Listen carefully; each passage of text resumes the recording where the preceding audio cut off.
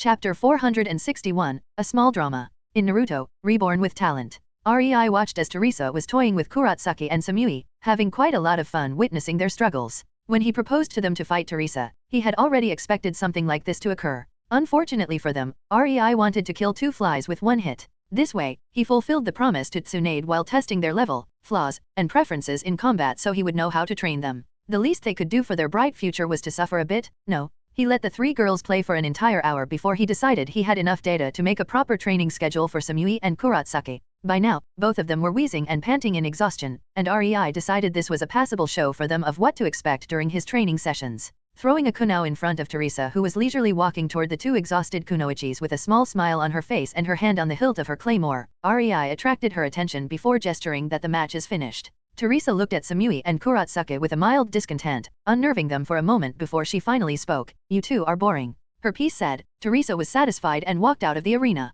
Both kunoichis could only depressingly watch as their opponent disregarded them. In their respective villages, they were in no way on the top, but this kind of disregard was felt for the first time by them. Yes, Kurosaki fought against her grandfather at times in the guise of training, but he never so mockingly toyed with her. Unknown to them, this moment of frustration would motivate them throughout the hell that awaited them. Evening came and REI's group relocated to the Senjo mansion. Surprisingly enough, Kumo was still resisting the Kiri swordsman, but it mattered not. Kiri army was already encamped around the village, the mountain mist superbly helping them with staying hidden. Tomorrow morning, their attack will commence and Kumo will fall. There was no need to intervene and REI was happy about that. He didn't feel like helping with it at all. A decade of nurturing subordinates. In REI's opinion, it should better start to pay dividends. He didn't train and teach people for so long in order to have to end everything by himself. He finally had entire armies under his command, so he had to use it and sit back, enjoying the peace while others fought for him. His hard work finally bore fruits. The only cage that was with them in the Senjo mansion was Oniki, and that was because of Kurosaki's request.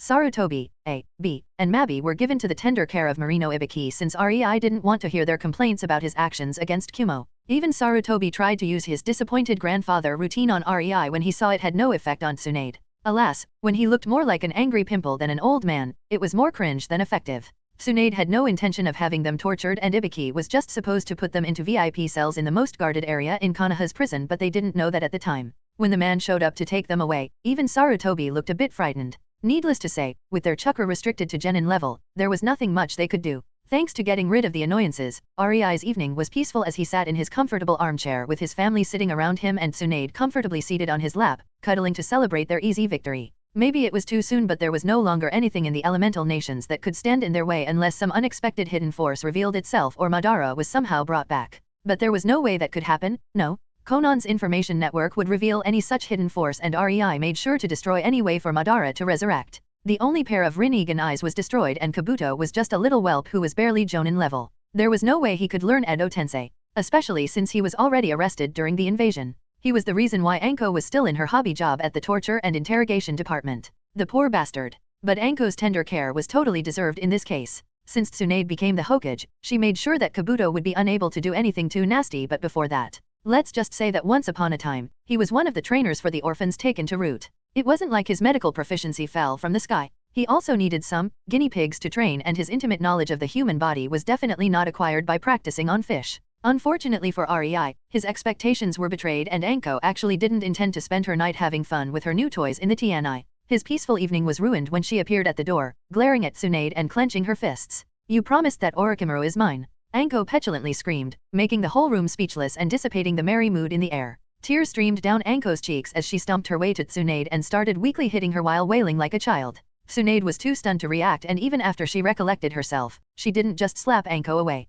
Anko grew on her, and REI knew she regarded the crazy woman as sort of an adopted daughter. Speaking of REI, the poor man on whom Tsunade was seated could do nothing more than inwardly groan as this was happening. Not only did he feel every impact of Anko's fist, no matter how weak it was, as Tsunade shifted her weight on his lap, but his ears also protested due to Anko's harpy-like shrieks and incessant cussing. Sure, he understood that Anko was angry, but his peaceful evening? Noticing that REI was on the verge of lashing out, Tsunade quickly caught Anko's wrists, stopping her temper tantrum as she stood up and dragged the unruly girl towards the empty spots on the couch where she sat down, forcing Anko to also sit on the spot next to her. REI had a lot of patience for his girls, but Anko was not one of them. As patient as he was, there were a few triggers that would make even him annoyed. Having his quiet and peaceful evening disrupted after a hard day was one of the bigger ones. REI worked a lot, whether on seals, plotting, or governing his village and forces, so he utterly hated having to deal with more drama during his free time. He didn't mind witnessing it. He may even like that. But he totally hated it if he was involved in any way.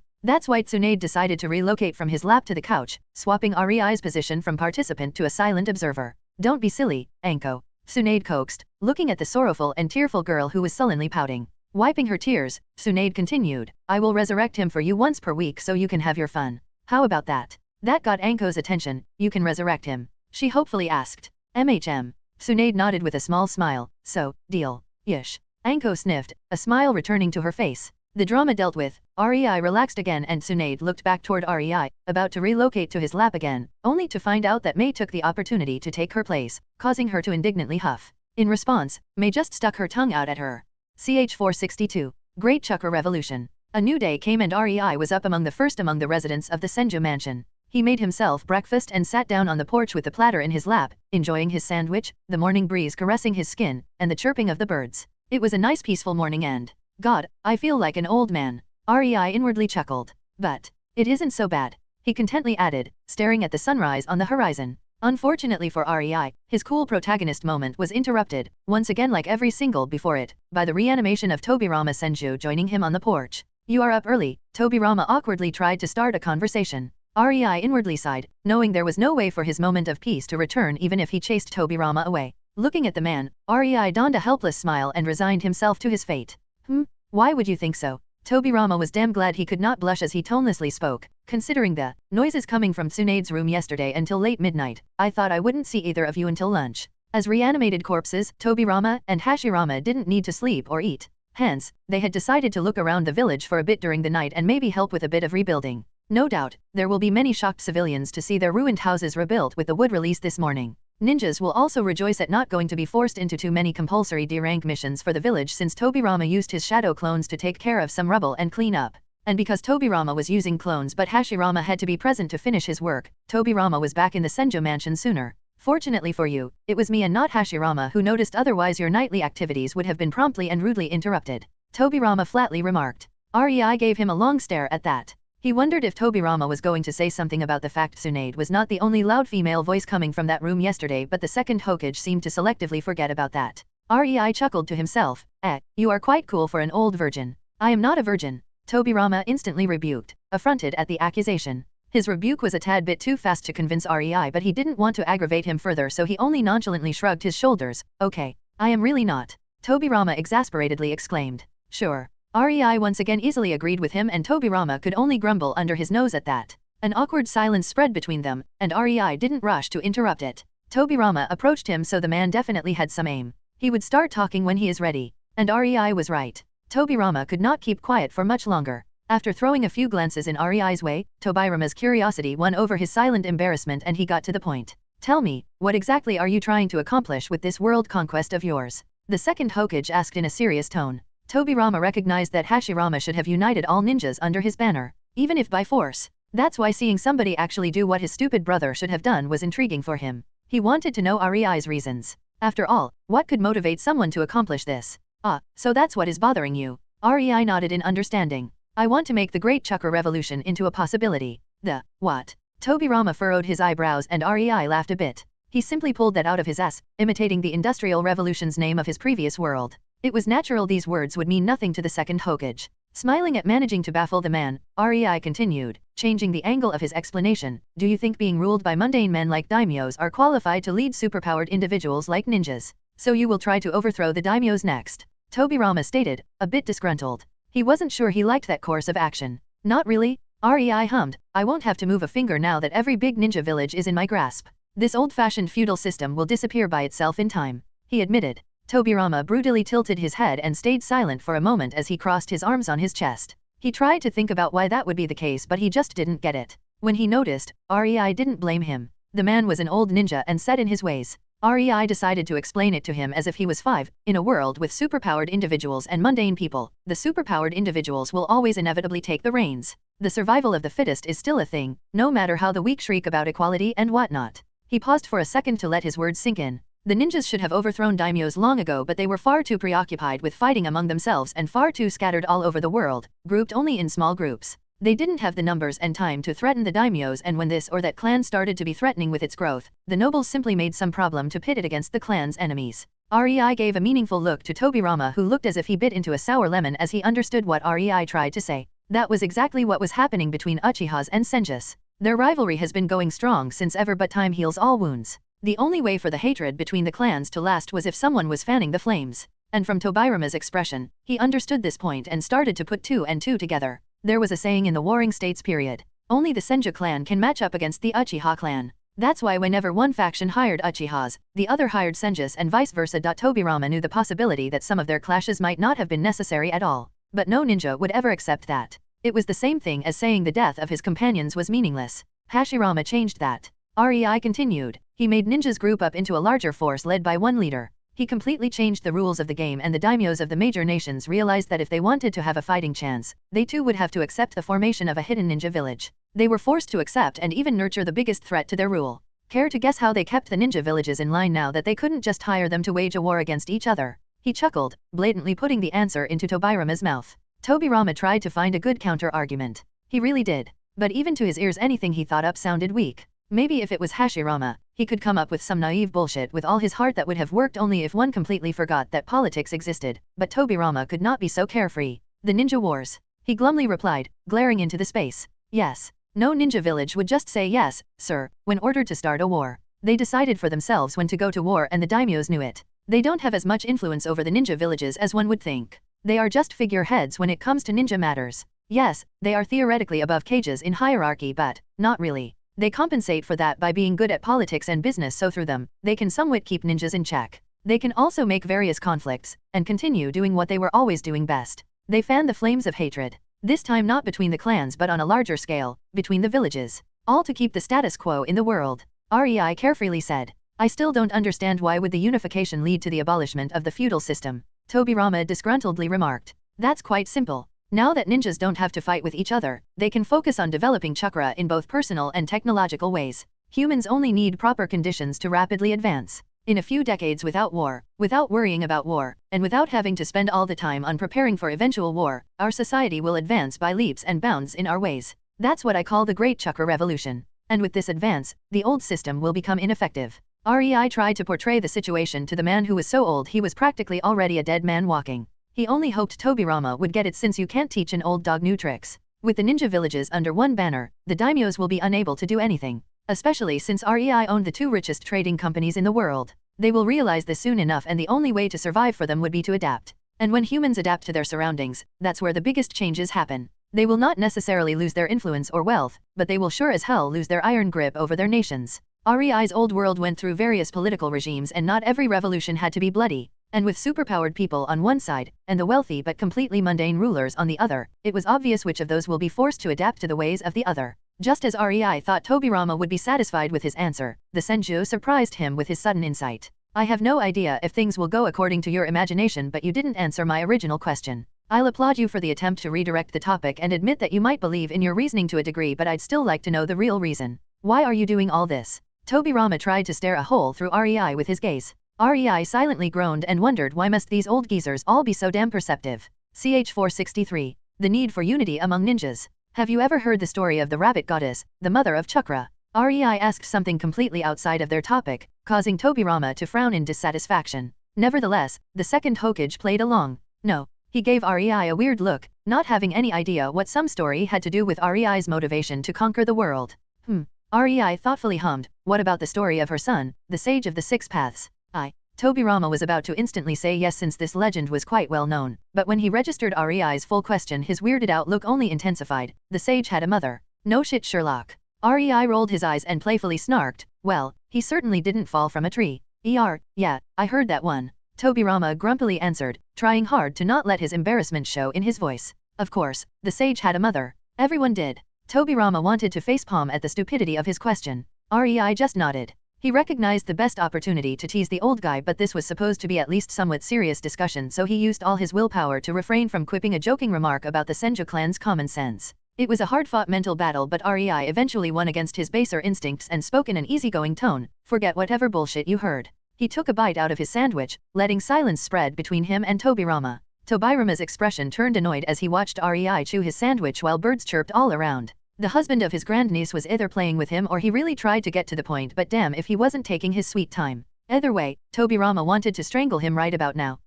Rei really tried to be nice, but some people are just too short-tempered. It took several seconds for Rei to finish his bite, but when he was done, he gave his sandwich one last longing look before he sighed and pointed at the sky. Somewhere up there is a powerful clan named Satsuki. They can travel through dimensions. Rei had no idea how to explain the universe to Tobirama, so he said the next best thing, and harness the power of worlds. That might have been an extremely oversimplified explanation of what the Satsuki clan did, but it served its purpose. So they are basically stealing it. Tobirama frowned, applying his ninja common sense to what Rei told him and nailing it on the first try. I knew you would catch up. Rei snickered, taking another bite out of his sandwich, much to Tobirama's growing ire. It probably wouldn't have been so annoying if he could eat, but here he was. His conversation partner once again cut himself off at the important part and let him wait while he could only watch the smug prick enjoy his food. Tobirama's inner desires upgraded from wanting to strangle Rei to wanting to drown him. Rei continued once again only when he finished his bite and sighed in satisfaction, making Tobirama's eyebrow twitch. Kaguya, the sage of the Six Paths mother, deserted her clan, backstabbed the man who was sent here with her, and then brought chakra to this world.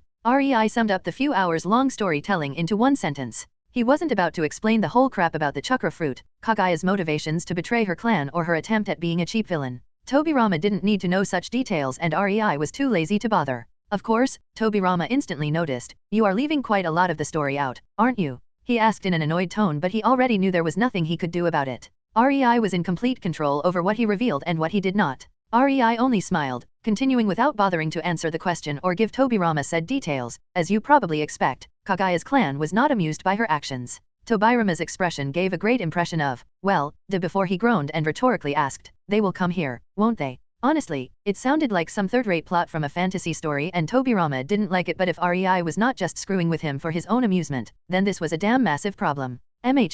Rei nonchalantly nodded, taking another bite out of his sandwich. Unfortunately, Tobirama no longer reacted in a funny manner, so Rei's fun was cut short, making him inwardly pout. How strong are they? Tobirama asked. He needed to know that to start planning and preparing. Baijus wouldn't stand a chance against even one of them. Rei said with amusement palpable in his tone. But if one listened deeper, there could be found exasperation and helpless irritation too. In Rei's opinion, cohabiting with 9 city-smashing monsters was one thing. Having an entire clan of continent-busting psychos about to unleash unholy hell on your planet was quite another. Sage damn it. Tobirama abruptly cursed and rubbed his forehead. Rei looked up in surprise, staring at Tobirama in disbelief. He did not expect such an outburst from the usually calm and collected man. No wonder you are trying to unify the ninja world. Tobirama muttered under his nose. Rei heard him and shrugged. He didn't answer because Tobirama was a bit misinformed. Rei didn't need to unify the ninja world. He didn't need this planet to survive. He could simply relocate everyone he cared about into his dimension and the problem would have been solved for him. But he wanted to see how far the ninja world would go if given optimal conditions for progress. Can we win? Tobirama asked, pulling Rei out of his thoughts. Win? No. Rei amusedly shook his head. He wouldn't depend on canon knowledge for this one. If the Atsutsuki were any smart, they would have sent an army to this planet once their initial probe failed. It would have taken a massively stupid decision for the elemental nation to get a fighting chance. Before Tobirama could comment, Rei continued. Hide until we are strong enough? Definitely. As someone who fought his entire life, Tobirama understood that hiding was not an option, and he felt it was his duty to tell Rei how stupid that plan is. Peace creates weak men. Weak men create war. War creates strong men. And strong men create peace. The last thing the elemental nation needs right now is complacency and weak men. Tobirama said, disagreeing with Rei. Rei, however, just chuckled. There are still enough enemies on this planet the ninjas can unite to fight. Tobirama's eyebrows furrowed. The elemental nations are not the only continent. Rei continued explaining, knowing that ninjas, while developed in certain areas, were totally backward in others. With a good enough enemy far away and a drive to improve, our kind can get strong enough in a few centuries of progress.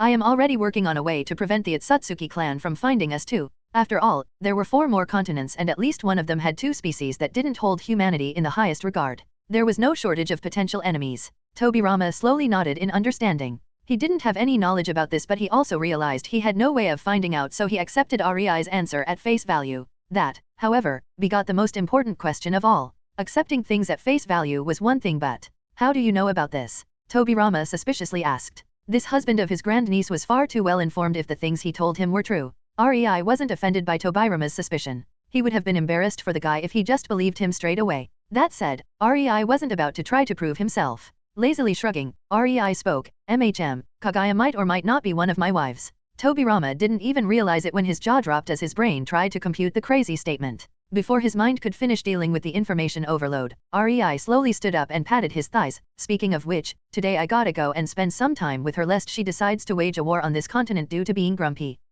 I should bake some cookies for her. He mused out loud as he entered the house, leaving one totally flabbergasted Senjo to stand on the porch and stare into nowhere. Ch464 appeasing Kagaya. REI arrived at his mansion in the village on the other side, holding a basket of cookies. As he walked through his mansion, his eyebrows started to furrow more and more with every empty previously sweets-filled cupboard he encountered. Damn. I don't know if I should be happy she will never go fat thanks to her chakra or be upset that because of that, she will have no compulsion to stop these eating habits of hers. REI helplessly shook his head, heading to the kitchen where he could distinctly feel the upset chakra signature of Kagaya. Arriving in the kitchen, REI instantly saw exhausted Kin sitting on the floor with her back leaning on the kitchen cupboards, her head in her hands, sluggishly muttering please to let her rest, while the humming rifle was continuing baking cookies like a dutiful housewife while occasionally creepily giggling to herself, her eyes sporting a kind of craze that made REI want to avoid her at all cost. REI didn't even want to know what kind of nightmarish night they had to have behind themselves to be affected like this. Turning his head towards the kitchen table, he found it full of empty platters as frustrated Kagaya nibbled on a charcoal-like cookie, clearly too deep in her thoughts to care. And that scared REI more than seeing the half-dead Kin and newly insane rifle. Kagaya and deep thinking usually produced something very, very convoluted and bothersome, so he knew he had to put a stop to that ASAP. Fortunately, he came prepared. REI approached the table and when he was 5 meters away from it, Kagaya's eyes suddenly moved, zeroing in on the basket with cookies in his hands as her nose cutely sniffed the air a bit. REI chuckled and Kagaya blinked a few times, coming back to reality. Her eyes widened when she noticed REI, and before REI could react, he had one clingy rabbit lady hanging around his torso, rubbing her face on his chest. REI helplessly sighed, letting Kagaya have her moment, knowing he might owe it to her for leaving her behind. Eventually, Kagaya leaned her head back, her white eyes staring at REI's face with accusation behind them while she was visibly pouting. Why did you leave me at home? I could have helped. She sullenly exclaimed. That's exactly what I was afraid of. REI inwardly deadpanned. Before the Chunin exams finals started, he ordered Kagaya to stay and guard their home. He didn't want her to join any of the invasions. Kagaya was getting better but she had Mei's level of common sense and Ringo's level of self-control at times. That was a dangerous combination and REI didn't want to hear that she leveled some poor village because she got pissed off and miscalculated her attack. He didn't have these worries when he sent her to fight against Rifle. That island held nothing REI was interested in, so even if Kagaya smashed some towns to smithereens, he would hardly care. But the hidden villages were different. Sighing, REI put his hand on the top of Kagaya's head and started to caress her hair, causing her to narrow her eyes at him. I won't be appeased so easily. Kagaya huffed, but contrary to her words, her body slightly relaxed against REI's. REI smirked. I think you are lying. He smugly said, making Kagaya gnash her teeth at him, but there was no hostility behind the gesture. REI chuckled at her cuteness and continued rubbing her head. We both know you are a glutton for food and sex, my dear little rabbit. He cheekily stated, causing Kagaya's face to erupt with a blush. Before she could rebuke him, he continued, I am bringing you your favorite food and intend to spend the entirety of today with you in the bed. Would that be enough to appease you, my princess? Kagaya's slight glare instantly shifted into a look of delight. All past transgressions were forgotten and forgiven as she heard about the prospects of enjoying her favorite food and favorite activity all in one day. Oh, yes. She delightfully mewed with a big excited smile before she pushed herself on her tiptoes and pecked REI on the lips. She then turned around, catching the amused REI's hand, and dragged him toward the table. When they reached it and REI put the basket down, Kagaya pointed at her chair. Sit. She ordered with an adorably serious expression. Trying to resist his urge to smile, REI obeyed and sat down, only to have Kagaya's posterior instantly perched on his thighs as she got comfortable on his lap and leaned her back into his chest. The woman was definitely aware of what she was doing if the way she slightly rubbed her bottom against REI's thighs was any indication. And when his lower member reacted and stood at attention, Kagaya's ears perked up as she tried to let him innocently join the fun. REI, blushing slightly, put an abrupt stop to that when he put his arms around Kagaya, pulling her into an embrace so tight that she couldn't move. REI's chin rested on Kagaya's shoulder and his mouth was near her reddened ear as he whispered, You eat first. I'll partake in you later. Kagaya quietly moaned, shuddering in REI's hold. REI had to take a deep breath to calm himself a bit as Kagaya slacked a bit against his body. This perverted rabbit could get herself off so easily it made even him hot and bothered despite his experiences. Wryly smiling, REI closed his eyes and tried to put his mind at ease. It wasn't easy, especially with Kagaya releasing her pheromones in large quantities. She definitely knew how to utilize her chakra for these kinds of stuff when she wanted. Yet, she was too lazy to properly train in taijutsu. His attempt was ruined a few seconds later when he felt Kagaya's lips start to tenderly trail all over his neck, planting a needy kiss after kiss on it until she reached REI's ear. This princess demands attention. She purred and licked his earlobe. Rei couldn't help but chuckle, partly due to being ticklish and partly due to the way he felt about this.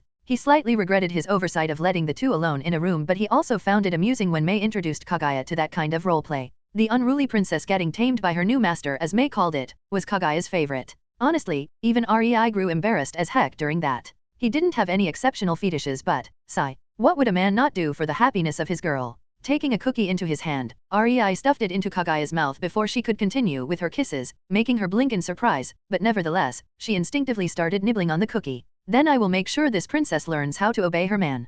Rei huskily growled, but then he did a complete turn in attitude. His tone turned flippant, and you man said to eat your cookies. I still have something serious to talk to you about. Kaguya pouted. It was a massive downer in her mood for her advances to be stopped like this. She may have desired to be taken on the kitchen table, but outright telling that to Rei was too embarrassing for her. Stupid Rei, she thought in frustration, violently munching on the cookie in her hands to relieve said frustration. Silence spread between the two. The only sounds that occasionally resounded in the room were Kaguya's hums of appreciation as her good mood started to return faster with every cookie she ate. Seeing that she was back to her usual cheerful self, Rei decided it was time to ask the question that bothered him. Sighing to himself, he decided to just get it out. Tapping Kaguya's shoulder and getting her attention, Rei uncertainly started, Kaguya, tomorrow, because he was in no way sacrificing his day with Kaguya in bed for this. He was too hot and bothered to let her escape his grasp today. Would you like to talk to Hago Romo? When Kaguya heard what Rei said, her eyes grew wide and conflict brewed inside of them. She was so shocked that her cookie fell from her mouth. You can do that? She quietly asked in a low tone, her eyes tearful but also very resentful. Rei mutely nodded, letting her think about it by herself.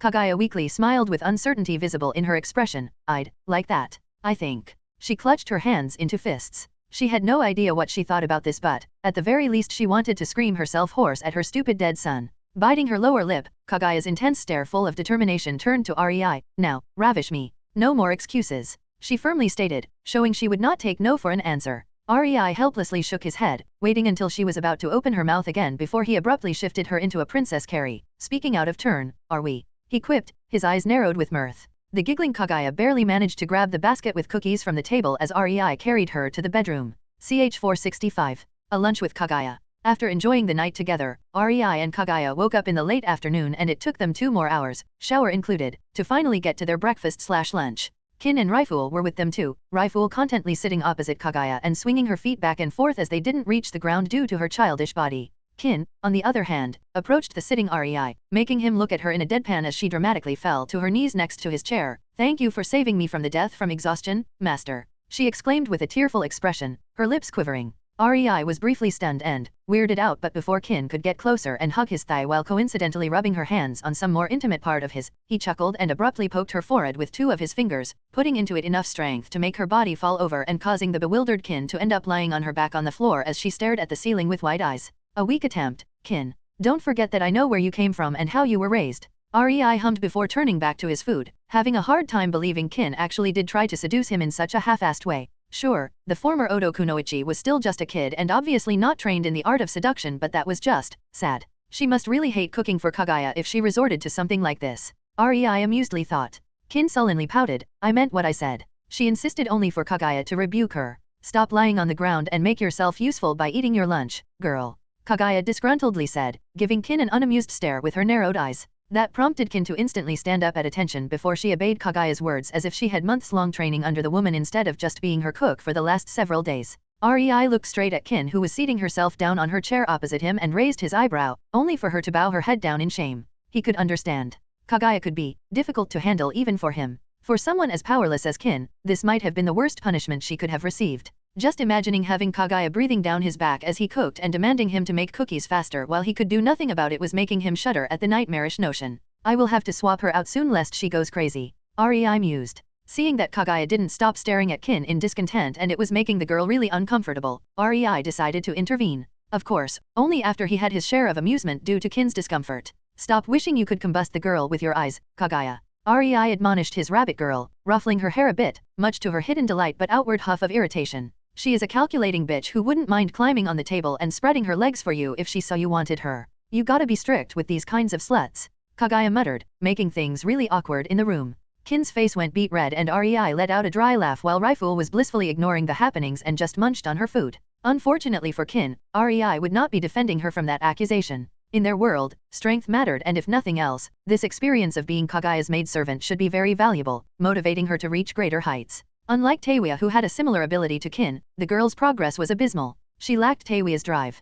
Kin was mostly a follower, a pawn, a cannon fodder, and she was fine with that. She didn't strive to improve herself at all. It was no wonder Orochimaru was fine with sacrificing her for the reanimation jutsu. With this kind of attitude, she would have never grown past Lochin in rank anyway. Of course, Rei didn't expect Kin to become S rank in a week. She didn't have Taewi's advantages, skills, or chakra levels. Hell, she didn't have what it takes to be S rank, period. But he did expect her to show at least some effort to improve, which she didn't, and that earned her this little apprenticeship under Kagaya to remind her that power mattered.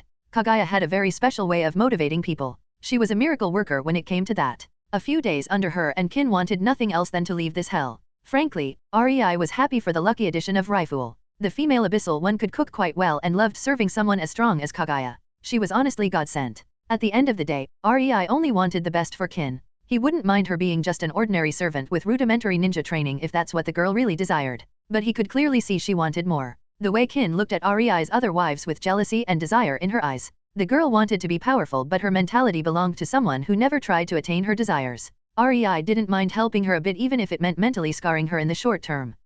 This is actually delicious. Your cooking is getting better and better, Raifool. Rei suddenly praised the food. Thank you. I will become the best cook for Lady Kagaya. Raifool enthusiastically exclaimed, her eyes narrowing in happiness. It was quite weird but oddly endearing to see this murderous human-eating monster find such a simple joy in serving Kagaya simply because she was strong. Throwing Raifool a playful look, Rei jokingly teased, I hope you didn't add some special ingredient of your liking, though. Raifool didn't get the joke. Don't worry. The only plate with mashed human intestines is mine, she said in a matter-of-fact manner and happy-go-lucky tone, causing Kagaya to raise her eyebrow at that admission while Kin went promptly green, her fork stopping just an inch short of entering her mouth as the girl now eyed her food warily. Too much information. Rei sheepishly chuckled, suddenly losing his appetite. After that, the only two who didn't care and were stuffing their cheeks were Raifool and Kagaya, while Kin was doing her best not to throw up and earn herself the punishment for spoiling Kagaya's appetite. She had seen many messed up things in her service for Orochimaru, but the image of having human meat mixed in her food made her stomach turn anyway. The lunch lasted 10 more minutes, because it simply took that long for Kagaya to completely finish every dish on the table, finishing even Rei's and Kin's unfinished portions, only leaving the Raifool's food untouched.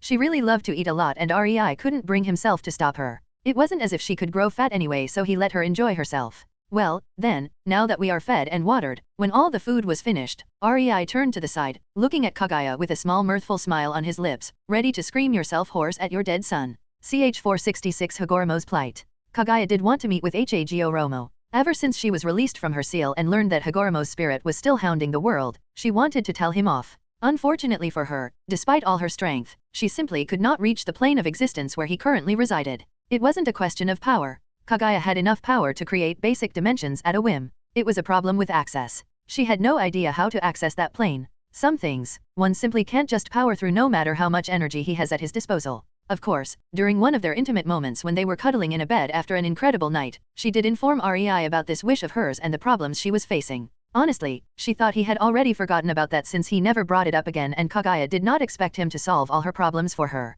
And yet, here she was, sitting in the middle of a ceiling formation spanning an entire room that should let her spiritual form access the plane of existence where Hagoromo's spirit was hiding and observing the world. She finally could verbally spank that misbehaving boy of hers? The seals flashed with chakra and Kagaya felt as if she blinked despite not doing so, and the world in front of her eyes shifted. Looking around, Kagaya found herself in a depressing edgy room that was mostly empty. She was sitting opposite Hagoromo, and when she saw his jaw on the floor and his eyes wide due to her sudden and unexpected arrival, Kagaya giggled into her palm. But her eyes were not smiling at all. Contrary to the popular belief, Hagoromo was not observing the elemental nations 24/7, nor did he know everything that was going on. He was just a man, no god as the people like to believe. And like any other man, he was not all-seeing. He had only one pair of eyes. Yes, his eyes could see much further away than anyone else's, even going beyond the realm he was in right now, but he had his limit. He could observe only one place at a time, and there were simply too many things going on at the same time in the world. On top of that, not all of his time was spent staring at the elemental nations. Yes, he was bored out of his mind, but even he needed a break from time to time. He liked to take week-long breaks to just meditate and let his mind go blissfully blank. No plots, no worries, no problems, just basking in the quietness of his mind. If not for his inner peace, he would have gone mad a long, long time ago in this realm. That said, as of late, the world was starting to near another breaking point, another crucible that would test if the world would be destroyed or not. Plots of those hiding in the dark were reaching their conclusion, and Hago Romo could already tell there would be a war starting in just a few short years. A war unlike anything seen before in the elemental nations. Hago Romo could do nothing but watch, but he was at the very least fully capable of following the actions of Black Zetsu and the fake Madara. He watched them in worry, praying somebody would stop their madness. Yet, it was obvious this calamity would not be stopped before it was unleashed onto the world, just like any other before it. Over the years, Hago Romo lost a lot of his initial faith in humanity. He watched the reincarnations of his sons fight over, and over, and over again in an unceasing foolish battle that had no end goal. They fought and fought, usually for the stupidest of reasons, and more often than not, this led to the death of both of them, only feeding the circle of hatred. Hagoromo could withstand a lot, but even he was getting tired, weary of it all. And then, Madara and Hashirama came, uniting together to forge a better future. Hago Romo was overjoyed at the reincarnation of his sons finally finding a way to reconnect, become friends, and work together towards a brighter future. But his joy didn't last long, and Madara fell to the ploys of the Black Zetsu, causing Hago Romo to grit his teeth at the damage his third brother was causing in the world. If he had any idea that his blasted mother made another last vain attempt at freedom just before she was sealed, he would have turned every rock in the elemental nations to find his third brother and permanently deal with him. Alas, he had no idea, and the result was the elemental nations being plunged into deep, centuries-long darkness. The last attempt at the freedom of his mother pretty much screwed the generations of ninja users to come, going so far as to corrupt his own two sons and goad Indra to both fight against Asura and create the abominable ninjutsu the people of nowadays used to kill each other. And now, history was repeating and the board was set once more. This time, just with much higher stakes going on behind the scenes. Two new reincarnations of his sons were born, both having their own circumstances. With the Rinnegan created by Madara, Black Zetsu and his pawns were preparing to start their ultimate plan, and the somewhat peaceful era was going to be interrupted the second the first Baijuyu was captured. But that was not all. Some time ago, Hago Romo did feel someone penetrate the realm he was trapped in and stare at him right through the boundary. The second it happened, Hago Romo stiffened like a deer being watched by a wolf, sweat drenching his back. And then the feeling was suddenly gone as fast as it came. Hago Romo scrambled to peek back, to find who was powerful enough to do that. His mind whirling in panic with numerous possibilities and all of them so dangerous to his beloved world that he felt afraid for it like only once before. Yet, he couldn't find anyone. No, he couldn't see anyone. His senses were telling him there was someone, but his eyes simply refused to reveal it. Hagoromo's mind flashed to the time when his mother taught him how to use his eyes and how she could conceal herself on instinct purely because her Rinnegan was much, much more powerful than his own. But he quickly shook that thought away. That was nigh impossible. His mother was safely locked in the moon. There was no way for her to get free, so of course, it had to be some other Satsuki. That was good.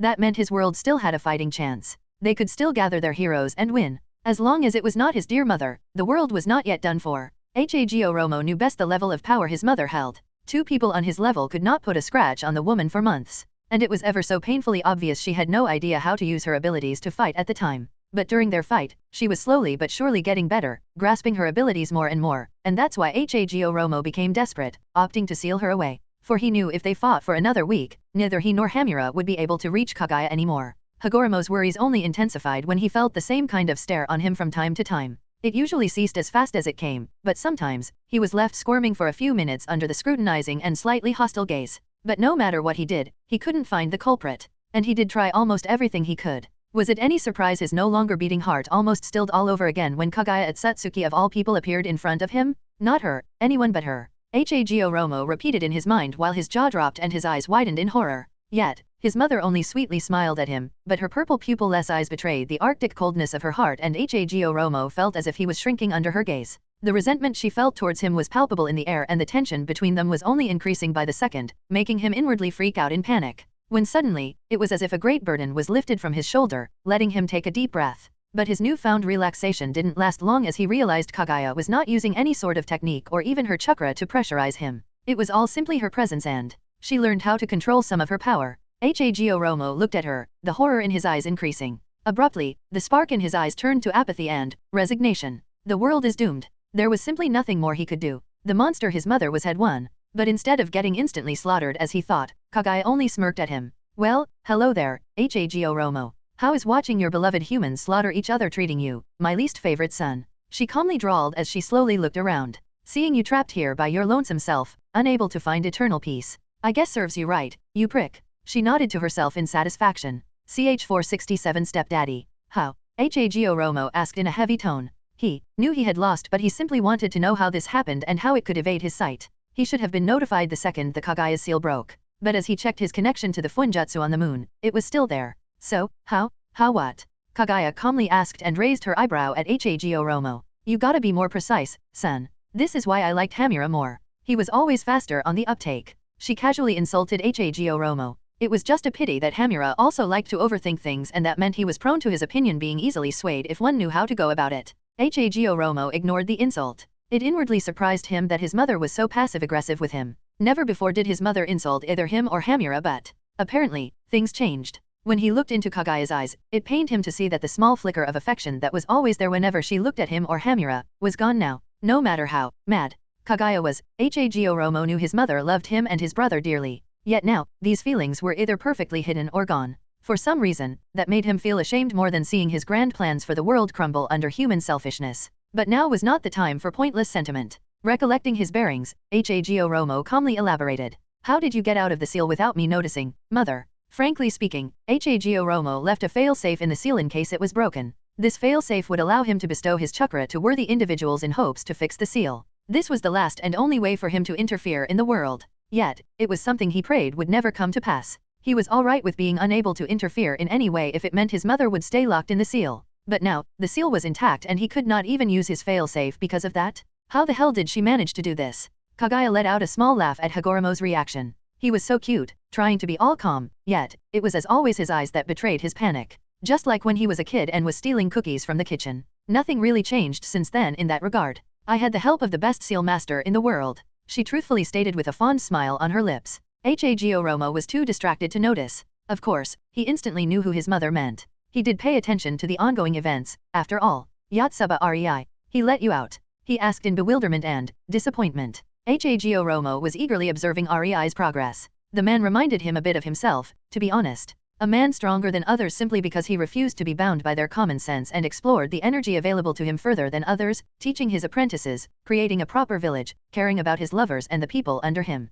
Rei was striving for improvement, but he was not sacrificing human lives in the process. In fact, he tried to make them better. That was a very rare thing in the ninja world. Hagoromo could respect that. That's why hearing it was his favorite person in the current elemental nation that let his mother out made Hagoromo very disappointed. He felt as if his favorite hero in the story just betrayed his expectations. He was seething. Hearing the disappointment and silent anger in Hagoromo's tone when he mentioned Rei, Kaguya had just found the way how to, as Tsunade would say, verbally fuck with her target. Is that the tone you should use when talking about your new stepdaddy? Kaguya narrowed her eyes, dropping an unexpected bomb on Hagoromo, who suddenly felt like a child who was just scolded by his mother for being mischievous. Sage.exe had a hard time loading the verbal nuke that was dropped on him. What? Hagoromo blankly asked, his mind refusing to let him properly think. Your new stepfather, boy. Show him some proper respect or else. Kaguya coldly ordered, you might be over 1,000 years old, but that doesn't mean I can't bend you over my knee and spank you like the misbehaving child you are. In fact, Hagoromo's current situation would make that extremely easy for Kaguya. The boy had no idea yet, but she was already planning to visit him on a regular basis to regale him with the tales of his stepfather's heroics both in and out of the bedroom. She thought about it for a very long time, trying to find out the best punishment for Hagoromo. Yet, Kaguya knew there was not much that could or would shake her son as he was now. Physical pain would not work. He didn't have a physical body anymore, so he would not even feel it if she tried to torture him without using spiritual attacks. A spiritual attack, however, was out of the question as she didn't want to erase him from existence. That would have been too easy and fast. Thankfully, Kaguya had incredible advisors, and during one of the girl nights Rei's wives had 2 times per month, Kaguya got kinda drunk on Rei's special wine and told her problem to Ringo and Tsunade. The two of the both worst and best people to ask when one wanted to torture someone else. In the end, Kaguya's answer was easy. Emotional damage. Hagoromo's spirit was trapped in his separate realm, and Kaguya had now easy access to him without him being able to stop her in any way. She had all the time in the world to punish him for locking her away. Right. Hagoromo trailed off, his mind still in great turmoil. My new stepfather. He grimaced at that thought. He didn't know his father, but he was very interested in him when he was a kid, and his mother eventually told him about the man. And it influenced his entire life. His father was a man who wanted only the best for his people. That was the kind of man Hagoromo wanted to become. That was the reason why he eventually decided to stop all the suffering his mother was causing and devote his life to repent for her mistakes by helping out the people with his special abilities. It was irrational, but getting to know that his mother had a new man, for some irrational reason, that irked Hagoromo more than her release from the seal, and his expression visibly soured as he thought about it. When Kaguya saw it, she instantly knew the upcoming centuries would be very fun for her. Taking a deep breath, Hagoromo decided to focus on what was really important. The family talk could be postponed to, preferably never. The poor naive boy had no idea about his inevitable future. What are you planning to do now that you are free? He asked in a serious tone. He needed to know. His mother was a disaster, but since she wanted to be intimate with a human, maybe she wouldn't try to destroy the world again? Hago Romo was very hopeful. Kaguya thoughtfully hummed, maybe I will make a few tens of siblings for you in the upcoming century. She giggled, I love the bedroom activities. Your father was never good at that, but my new husband, She released a needy moan, causing Hago Romo to blush like a maiden. Be serious, mother. He ashamedly exclaimed in outrage, not liking the sleazy expression his mother showed at all. What? I am serious. Fucking like rabbits is my new favorite hobby, son. Kaguya playfully quipped, making Hago Romo even more mortified. Mom. The situation was so ridiculous that Hago Romo even forgot their current hostile relationship and whinily complained. You want me to be serious? Kaguya teasingly asked, wiggling her eyebrows at him. Yes. Hago Romo firmly said in an exasperated tone, his cheeks slightly flushed. He loved that his mother seemed to be interested in something else than world domination, but he utterly hated that this new interest of hers was to fuck with some random dude that couldn't measure up to Hagoromo's father. As you wish, boy. Let's talk seriously now. Kaguya spoke, and the air between her and Hago Romo suddenly tensed as heavy pressure full of malicious intent descended on Hago Romo, forcing him to lean forward as his eyes went wide. Staring at his scowling mother and remembering the conflict they had between them, Hago Romo realized that no, he didn't really want her to be serious. Ch 468. No choice? Bullshit. You sealed me. How dare you seal your own mother? Kaguya spoke in a low tone, staring a hole into Hago Romo, especially in a seal that would make a lesser being go crazy in the first year. Her tone rose as she sneered. Being sealed, she could handle that. But the seal Hago Romo used was the epitome of brutality. Any maternal love she could have had for him evaporated in the first decade of being sealed in there. I had no other choice, mother. You were corrupted. Hago Romo exclaimed, trying to justify his actions. You would have wiped humanity if you were allowed to continue, and I couldn't let that happen, could I? In a way, Hago Romo was right. What he did saved humanity from his mother. Unfortunately for him, Kaguya was not looking at it from the same angle he was. Hago Romo didn't understand she didn't care about being sealed. Honestly, she was even slightly happy about that, as it allowed her to meet Rei. All that suffering, it was worth it. But no, Kaguya was not mad at being sealed but at how Hago Romo handled the entire situation. With his resources at the time, he could have done so many other things than just trying to recklessly play a hero. No other choice? No choice, you say? Kaguya seethed, too agitated to stay calm. Her son just didn't get it, did he? He still tried to be the hero shouldering the fate of humanity, and it made her so angry? Pray tell, what the hell do you mean by that? You, the one who basically created Fuinjutsu arts from scratch. You, who was able to remake Moon into prison for me. You, a bona fide demigod with chakra reserves to match, and with all the years you had by my side couldn't do something a lowly human managed to accomplish in a few months. Do you really want me to believe that? Stop making pathetic excuses, Hago Romo. Hago Romo furrowed his eyebrows at that, not understanding what his mother meant. What do you mean? Kaguya scoffed. Seems she had to spell it for him to make him finally open those divine eyes of hers and take a proper look. How disappointing. Do you feel the corruption still influencing me? She dryly asked in a disappointed tone. When Hagoromo's face showed a massive surprise as he finally took a proper look at her, Kaguya inwardly sighed in indignation. Her son was a hypocritical moron. Just like his father. Heaven. What did she do to deserve this? Of course, you don't. She condescendingly sniffed. The man who freed me from the seal also made sure the corruption no longer affected me. He did that almost effortlessly. In a few months. She emphasized, a human managed to do something in a few months that you, a demigod, couldn't in the years you opposed and fought against me. Kaguya's tone was almost amused. It was a ridiculous notion. As strong as Rei was, he was not yet on the level of Hago Romo.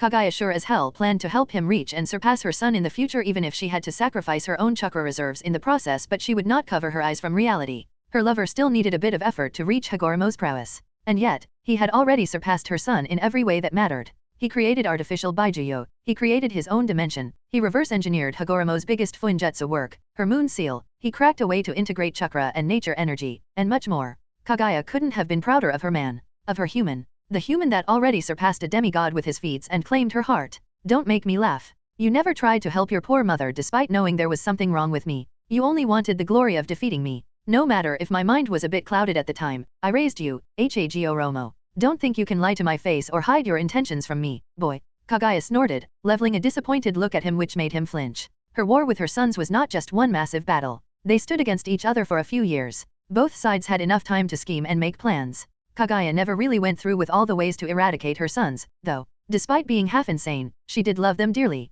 Her whole effort in making an army of white Zetsu was to protect them. Killing them would completely defeat the purpose of her efforts. But her sons were different. They genuinely wanted to stop her. Did Hagoromo really want to make her believe in all these years? He not once thought of a way to help her clear the corruption that was plaguing her? That was total bullshit and he knew it. He didn't want to help her. He wanted to win against her. It was as simple as that. Hagoromo sagged his shoulders after hearing out his mother's accusations. He really didn't have any counter-argument and felt quite embarrassed. The woman in front of him was his mother and he might not have liked it but she knew him best. After all these years, this was the very first time he admitted the intentions he had then and his eyes became weary.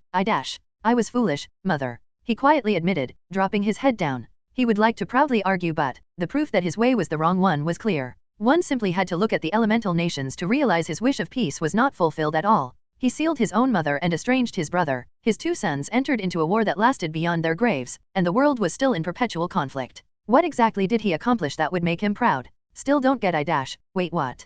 Kaguya was about to reprimand him, expecting her boy to start making another useless excuse but his simple admittance of guilt made her stop her tirade. Hagoromo chuckled when he noticed his mother looking at him as if he grew a second head. Wearily sighing, he decided to elaborate. Hamura. He left me because he regretted what we did to you. He relocated to the moon and tried to find a way to communicate with you. He donned a sour expression, he realized that. But Kaguya quickly cut him off with an unimpressed face and a small glimmer of disappointment in her eyes. You are trying to manipulate me. No, Hagoromo's eyes widened in surprise and alarm. How could she ? Foolish child.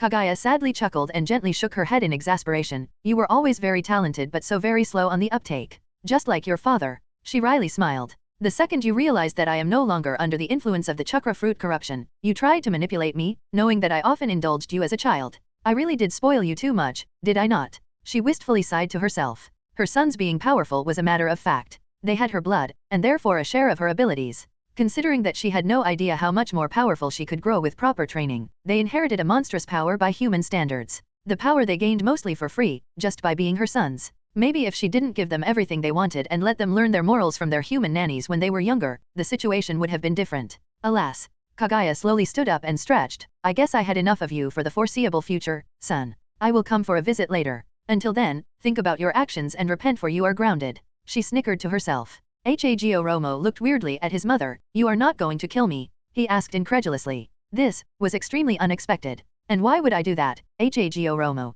Kaguya raised her eyebrow at him. Despite everything, you are my child and I do have some lingering affection for you. And besides, she looked around the realm where he was imprisoned and snickered again at the irony. You made your own nice inescapable prison so why should I help you to get out of it so easily? This being able to watch but not interfere is a good punishment for a meddlesome fool like you. But be a good boy and don't peek at your mommy being naughty with your stepdaddy or I will have to come here and spank you, alright? Kaguya playfully finished and disappeared from Hagoromo's realm, leaving only the flabbergasted and blushing sage of the Sixth Path in her wake. Hagoromo had some long days of contemplation and meditating in front of him if he wanted to get that mental image out of his head. Much to his horror, he realized his mother could and would visit him again. He didn't look forward to more emotional damage like this. Not at all. Why couldn't she just kill him? CH469. The Mad Clan. How did the family reunion go? Hagoromo knows he has a new stepdaddy, yet. Rei teasingly asked with a grin as soon as Kaguya reappeared back in the seal formation. Rei expected Kaguya to be at least a bit embarrassed about it, maybe even try to hide it from her son. Alas, his expectations were totally wrong. Hearing his question, Kaguya betrayed his expectations when she puffed up her chest and proudly proclaimed, of course. It was the very first thing I informed him of. Alongside your ability to satisfy my needs in bed. Rei's plan to make Kaguya blush backfired spectacularly and instead of her, it was now him that couldn't prevent his cheeks from slightly reddening as he speechlessly asked, you, what? This was not how this kind of situation was supposed to go. Shouldn't a mother be at least a bit reluctant about telling her son that he has a new stepfather? His imagination worked overtime and when he realized what kind of talk Hagoromo just went through with his mother, Rei actually pitied the guy. Unlike Kaguya, he held no grudge against him so, from Rei's perspective, Kaguya was being damn cruel here. A son being forced to hear all about the sexual exploits of his mother? Yup. We even agreed that I will visit again. My son might have unknowingly imprisoned himself but like a good mother, I at least should regularly make sure his sanity is not deteriorating. Kaguya cheerfully said, and Rei gave a silent prayer for Hagoromo's sanity. Kaguya was not that bad when it came to her behavior. She was definitely better and more reasonable than Mei, but she could be the right bitch to anyone who earns her resentment. Kin was the prime example of this. It wasn't as if Kaguya was overworking the girl just because she was bored. Kaguya didn't like how Kin tried to make eyes at Rei, so the girl was punished and Kaguya put her through the exact same routine as Rifle. That was why Rei didn't mind Kaguya viciously playing with Kin and acting like a total bitch to her. In a way, the Exodo Kunoichi deserved it. Until you earned Kaguya's ire, she was as harmless and cuddly as a slightly annoying and very clingy rabbit. Once you did earn it, though, We can't have his suffering abruptly end because he went insane, now, can we? Kaguya gleefully added, wistfully sighing as she was already mentally planning what kind of conversation she should strike with Hagoromo to maximize his emotional torment. Yup. Exactly my point. Rei looked dryly at her, but he wouldn't voice his thoughts. It was not him who was trapped for a millennium in the darkness of a seal, cut off from his powers. He had no idea how that felt to Kaguya, and he had no familial ties with Hagoromo. Cleverly adopting the motto, family business should stay in the family, Rei mentally threw Hagoromo to the wolves for his own peaceful love life. The dude deserved it anyway. Maybe I should really make him a sibling? Kaguya mused, muttering under her nose barely loud enough for Rei to hear, causing him to involuntarily take a step away from her. I really want to be a mother again, and it would probably make him at least a bit jealous if I let him watch how I care for my new baby. Especially since he wouldn't be able to stop himself from watching because of his overly emotional brotherly love. Rei's eye was twitching as he heard her plotting how to emotionally torment Hagoromo while fulfilling her own desires. And it rubbed his humane and fragile sensibilities the wrong way. Kids shouldn't be used that way. At least she really wanted to be a mother again and was not going to try getting pregnant only for emotional blackmail on her oldest son. From all the tales about the Otsutsuki clan, Kaguya had told him, this kind of approach could be considered very odd by their standards. Children, sex, pleasure, love, these things didn't matter to them. They were raised to not put so much importance on these. Sex was no longer deemed efficient or beneficial as the clan tried to match the best seed with the best mother and bioengineer the children to maximize their potential. Love was useless and unneeded. The children didn't even have parents since most of them were developed in a laboratory, rather than normally born. Children were experimented on and trained until their early teens, and only the strong and most resilient survived. Then, depending on their latent potential for growth, they were assigned rankings. Their entire clan was segregated into ranks where every individual was led to believe in striving to accomplish his own goal no matter the cost. To strive for higher ranking and more resources for their own development. There was no camaraderie between them. Everyone was raised to be a selfish git, only thinking of their own benefit. But there was also a clear subordination mentality where the top dogs were the most powerful and could order the weaker people to do anything they desired. It was the world of the survival of the fittest in the most ruthless sense. It wasn't as if Kaguya wanted to be sacrificed to the god tree. She was also raised in the usual Otsutsuki manner. But she was ordered to die. And in that situation, most low-ranked Otsutsuki would simply obey, not trying to fight their fate. Because, in their perspective, there was no point anyway. In short, the Otsutsuki clan was a sick place that created emotionally dead people. It sounded like a very advanced societal experiment made by mad scientists who completely abandoned their conscience for scientific progress and just wanted to see how far they could push it before their little test subjects mentally crumbled. It was a wonder that Kaguya was so well adjusted and even could fall in love with her previous husband after that kind of upbringing. Still, hearing her plotting and seeing the semblance of her past mindset in her plans made Rei feel somewhat exhausted. Human common sense doesn't work well with you, does it? He wearily asked with a wry smile. What are you talking about? I am very sensual. Kaguya furrowed her eyebrows at Rei, making him snort. Right. He shook his head in a newfound amusement. Right, you are? So, is there anything else you want to do, or can we return to cuddling under the sheets? Kaguya expectantly asked, tightly latching onto Rei's arm. Otsutsuki might not believe in sexual procreation, but Kaguya sure as hell found her meaning in life in it, and she would be damned if she wasted even a second of her alone time with Rei. Unfortunately for her, Rei indeed had a different proposition. What would you say about saying hi to your past comrade? He hummed, making Kaguya disgruntledly frown. Who? She sullenly asked, slowly realizing that her attempt to get Rei back to bed was probably not gonna succeed. The one you betrayed and left dying with only his upper half of body left. Rei nonchalantly said, causing Kaguya's eyes to widen. There was only one man who fit this description. Is Heike? Is he still alive? Kaguya exclaimed in alarm, and her grasp on Rei went rigid as her two eyes shifted into a blood-red Rhine-Sharingen and grew darker. Is Heike couldn't be allowed to live. Kaguya knew what kind of man he was. Her peaceful life could be ruined if she allowed his continued existence. Kaguya's expression was enough of an answer for Rei, but he still asked, so, yes. Kaguya said in a low tone with her eyes growing stormier, I still owe that bastard for trying to sacrifice me. How dares he survive my sneak attack? I will make him regret clinging to his pathetic life, she said, her voice dripping with hostility. Is Heike had to die for her uninterrupted and abundant sex life with her beloved Rei. CH470 chit-chat. Here we are. Rei said right after he teleported Kaguya and himself into a certain mountain range in the land of Earth, far away from any civilization. It was a fitting hideout for an apocalypse-desiring alien parasite like Is Heike. Here. Kaguya looked around with a raised eyebrow, not impressed at all. All she could see were rocks and more rocks, but she felt the faint scent of familiar chakra coming from the underground, so she didn't doubt Rei. Her question was mostly one of disbelief that her ex-colleague would willingly stoop so low. But Is Heike always came off as an arrogant prick to her, always acting as if there was nobody smarter than him, so she might be a tad bit biased. Do I want to know how you found him in the first place? Kaguya curiously asked. Is Heike's chakra was powerful. more powerful than a baijuyu. The fact that she could only faintly sense it meant there were some serious concealing seals all around his hiding place. If even she, an Otsutsuki who ate a chakra fruit, had to be right above the place to feel his haki, Kagaya really wondered how Rei, a normal human, managed to locate him. It was just one more thing that brought her awe of Rei's resourcefulness. Let's just say that having the moon in my possession is proving very beneficial. Rei evaded the question with a teasing non-reply, making Kagaya snort. She decided to forego further questioning. She was fully aware that Rei was nowadays tinkering with something he called chakra technology and it could do quite amazing things. Now that he mentioned it, she faintly remembered being shown something called the chakra telescope when it was in its infancy.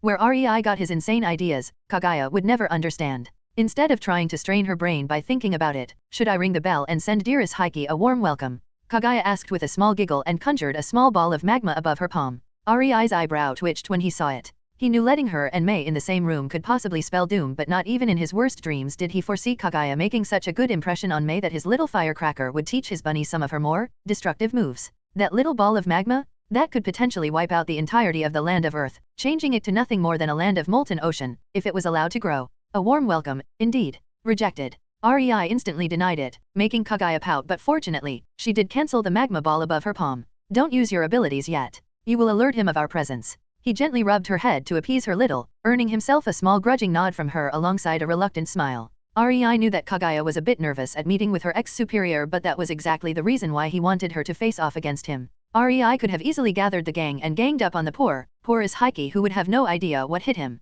But Kagaya needed closure. She deserved it. If Rei mentioned his Heike was alive and did nothing about it, he knew Kagaya would become jittery because of her past experiences with the man. Now that she had at least some training under her belt and could control her powers to a greater extent, Rei decided this was the moment when he could pit her against the extremely weakened Heike and make her beat him to death and gain some much-needed self-confidence when it came to facing off against the other Otsutsuki. Kagaya might have seemed haughty and arrogant towards those she hadn't acknowledged, but underneath that facade, no matter how powerful she was still a person. She still had her own worries and fears. Let me first prepare some seal Rei added, but he was interrupted midway by an unfamiliar voice. Did you really think I wouldn't notice my treacherous sacrifice and one bug skulking around my lab? An emotionless masculine drawl put a stop to the leisure conversation between Kagaya and Rei, making their heads snap in the direction from which it came, only to land on the boredly standing Heike, who was observing them with a small flicker of interest in his eyes. Deeming his uninvited guests too speechless by his entrance, Heike thought he would not get an answer to his question, so he continued speaking. Nevertheless,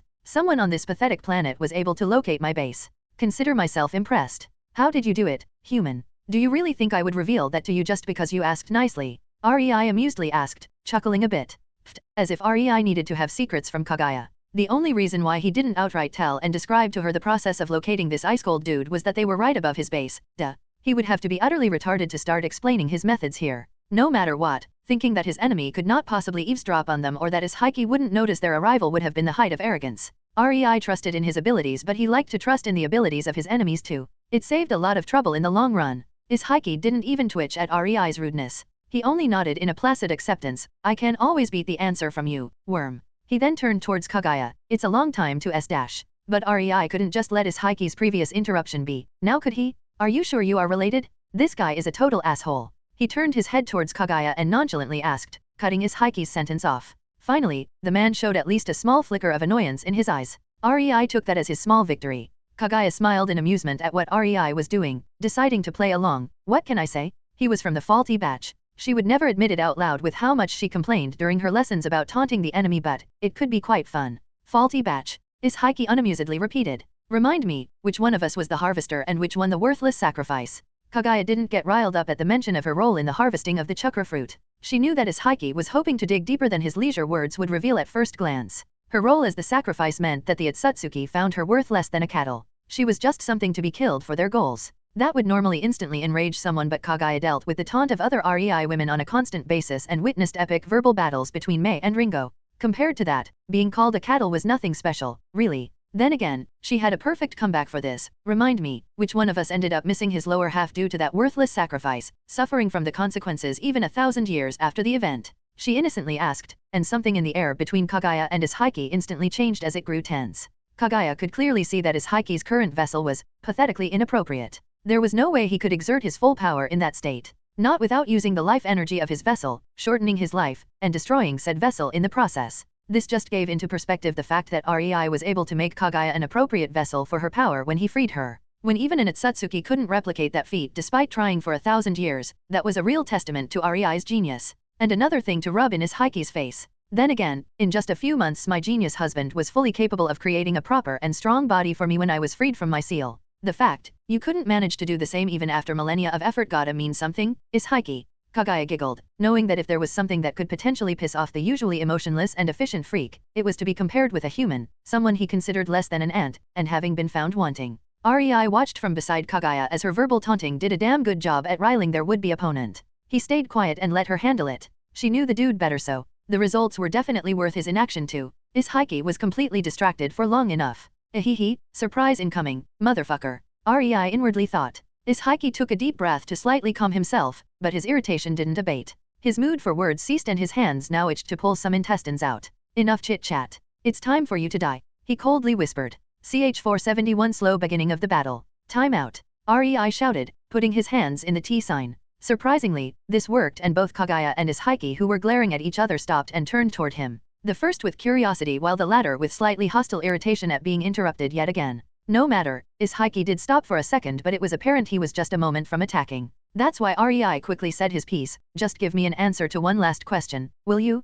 I am interested in the opinion of someone who spent his life pursuing knowledge. Fortunately, REI's wording seemed to intrigue Is Heiki who stopped himself from pouncing and gave him a pondering hum. REI inwardly smirked. He knew best about the researcher's pride. The best way to get the desired reaction from a person similar to you is to do what you think would work against you. After all, I guess I can entertain you this one last time before you die. Ask. What would you like to know? Is Heiki stated, his tone conveying a slight interest. REI nodded in faux gratitude. He then opened his mouth and paused for a second and gave Is Heiki a meaningful look before he uttered his question. How stupid do you have to be to give your opponent time to prepare a trap while you are leisurely chatting like some third-rate villain? Is Heiki barely got enough time to process REI's rude words before he saw the space around him crack, separating a massive circular piece of everything around him, with REI and Kagaya included. Is Heiki then started to feel nauseous as the space twisted and he, alongside everything around him, was literally spatially ripped from its place and thrown somewhere else. When Is Heiki finally shook off the shock and looked around, he found himself in an unknown place, when his ears suddenly caught Kagaya's voice, making him realize that his enemies were still in front of him as they got teleported too. Which was weird, in his opinion. Your dimension? Kagaya curiously asked REI, tilting her head. Yeah, REI nodded. I am not happy with wrecking it but it's much better than destroying my planet or my moon. He shrugged. Plus, he had made extensive preparations inside of his dimension for this eventuality. To be truthful, he made them in case Kagaya became hostile when he finally released her but she didn't need to know that. He had a fight with an ultra-dangerous godly being in mind when he was devising these precautions so they should hold for Is Heiki too anyway. Granted, REI was pissed that his house in the middle of this small dimension would most likely be blasted to smithereens once Is Heiki and Kagaya got serious but houses could be easily rebuilt, unlike planets or countries. I don't understand. Is this it? Your attempt at surviving me? Is Heiki raised his eyebrow with a deadpan look decorating his face before he sighed as if he considered the situation too troublesome. If you think that teleporting me somewhere will increase your chances at victory, he slowly raised his hand, then you are woefully ignorant. He dramatically clenched the fingers of his outstretched hand into a fist. An awkward moment passed through the surroundings as nothing happened, much to Is Heiki's inward bewilderment. He blankly blinked and tilted his head as he looked at his hand in incomprehension. REI couldn't bear it anymore and started chuckling. The look of utter confusion on the dude was pure gold. My abilities. Is Heiki whispered and raised his head towards REI. Narrowing his eyes, he threateningly asked, what did you do? Who I is the IGN ignorant one and now, ha. Instead of getting his answers, Is Heiki's questioning just sent REI into another fit of chuckling. Is Heiki didn't even have the time to get mad at REI's behavior because Kagaya, in the true ninja style, recognized her opportunity to strike and Is Heiki only barely managed to raise his arms in front of his chest before Kagaya's bone bullet hit them, aiming straight at his heart. Is Heiki was pushed back, creating a small trench with his feet but he was still immensely physically powerful and managed to withstand the momentum behind the bone bullet. His heels dug into the ground as he braced himself and cracks spread all around him from the sheer force he exerted onto the ground before he swept his arms out, pushing the bone bullet away from his arms and sending out a small shockwave. The place where the bone bullet impacted his arms was releasing a slight smoke as Kagaya's ability to disintegrate anything that touched her bones battled with Is Heiki's immensely powerful physique, finding its match. Kagaya scowled when she saw this, expecting to quickly end him and return home with REI for some nice cuddles but apparently, Is Heiki's 1,000 years of research was not for naught as he withstood her ultimate killer move despite being hit by it. Is Heiki was however too mentally preoccupied to even notice that he had just evaded a certain death. With a small frown on his face, he wondered what was going on while ignoring the sting in his arms as his biologically enhanced body battled Kagaya's chakra. There were supposed to be weapons withdrawn from his inventory space and thrown at Kagaya, but the same as his attempt to teleport away, it didn't work. Anti-space seals. Izhiki thought and glanced around, but he couldn't see any, making him disgruntled. During this exchange, Rei finally stopped chuckling and straightened out, giving Kagaya a grateful look before he turned away from Izhiki and started quickly walking forward. The reason why Kagaya didn't ferociously attack Izhiki when she had the chance was that Rei was still on the battlefield without much protection. She couldn't go all out with him there, even if she knew that he had his tricks capable of immobilizing and restricting even her, as he demonstrated in some of their spars. She still couldn't help but worry about his safety. So, she dutifully stayed near him in case Izhiki realized it was Rei's existence that anchored the space, restricting the function of this dimension, and preventing him from using literally half of his most dangerous abilities. Though, it didn't seem that Izhiki would realize that anytime soon if the stressful way he was looking around for any hidden seals was any indication. Rei's techniques are just way too strange. Kagaya thought with a measure of pride mixed with exasperation. She knew of many techniques of various Atsutsuki, but Rei seemed to think out of the box so much that it baffled even her. Imbuing a property into his dimension, now that was on the level of her dimension creation. An unbelievable ability for a human. Neither Rei nor Kagaya was in any hurry to stop Izhiki from looking around the dimension filled to the brim with nothing but nature energy-enhanced trees and vines. Rei used this time to calmly get into the most protected place in his whole dimension. A small plot of land where all the defensive seals and measures in the dimension converged. This little haven of his would survive even if the two godly beings blasted the dimension into smithereens. Now that he was protected, he observed Izhiki, who was not able to locate the source of his space-related problems, much to Rei's amusement. Rei knew the man was definitely relieved they hadn't attacked him for whatever reason, but this was fine. That was a normal arrogance for beings that could withstand even a Baijuodama with their pure physical resilience. If it was anyone else, Rei would have sneered at the inattentiveness, but Izhiki? This dude was the last boss of his planet. And in a similar manner to the last bosses in games, he wrongly assumed he was the most dangerous being around. Chuckling once again, Rei gave Kaguya a thumbs up, signaling that he was ready and she could start. Kagaya widely grinned and turned towards the distracted Izhiki, causing him to momentarily freeze as her chakra burst forth, spreading a blanket of heavy pressure all over the dimension. Izhiki robotically turned towards Kagaya, realizing he would not get more time to leisurely locate and destroy the cause of the space interference, and prepared himself to face Kagaya. Doesn't matter. Even if my space-related abilities are unusable, I can still beat you to death with my powerful body, he coldly stated, looking at Kagaya in contempt. He didn't spend centuries enhancing his vessel for naught. There was no being in this land that could. I'd like to see that, Kagaya whispered, giving Izhiki an excited smile while her two pupil-less lavender eyes morphed into Rindsharingen, and Izhiki, alongside a great chunk of the forest around him, was blasted back as Kagaya's localized Shinra Tensei hit him like a truck. Kagaya only smirked, seeing the massive hole in the forest she created with but a thought, and disappeared from her spot, running after Izhiki. If she couldn't have sex, then she would at the very least make the reason for that suffer. Ch 472 Kagaya vs Izhiki 1. Author note, new story. Hello, guys. I started posting a new story on web novel. The name is Thomas Prest, a Simple Magician. Check it out. Dash.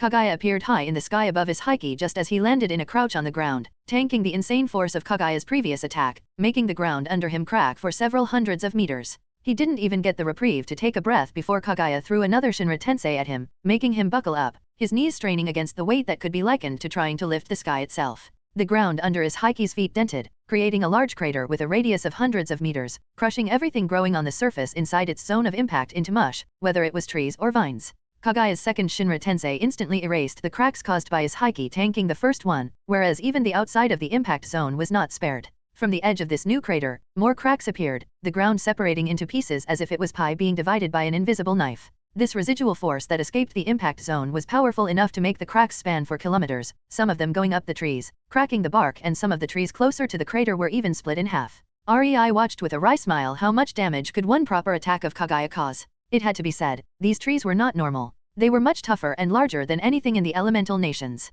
Cracking one could be likened to cracking a bona fide mountain, and yet, there was an entire sea of cracked trees in his field of view now. Izhiki, however, did manage to tank the blow with his body. But then came the third Shinra Tensei, decimating the surroundings some more and causing dust to fly in the air, and then the fourth came, and for good measure, Kagaya added the fifth one right on top of the previous two. Rei observed with a twitching eyebrow as his dimension was akin to being hammered down, the entire place shaking at its core with every single Shinra Tensei of Kagaya. His house in the middle of the dimension was already decimated just by the residual earthquake, and Rei inwardly sighed. Screw repairing it. I will just transform this dimension into a battle arena. I am sure Mei would love to fight Kagaya with her jutsu restriction being lifted.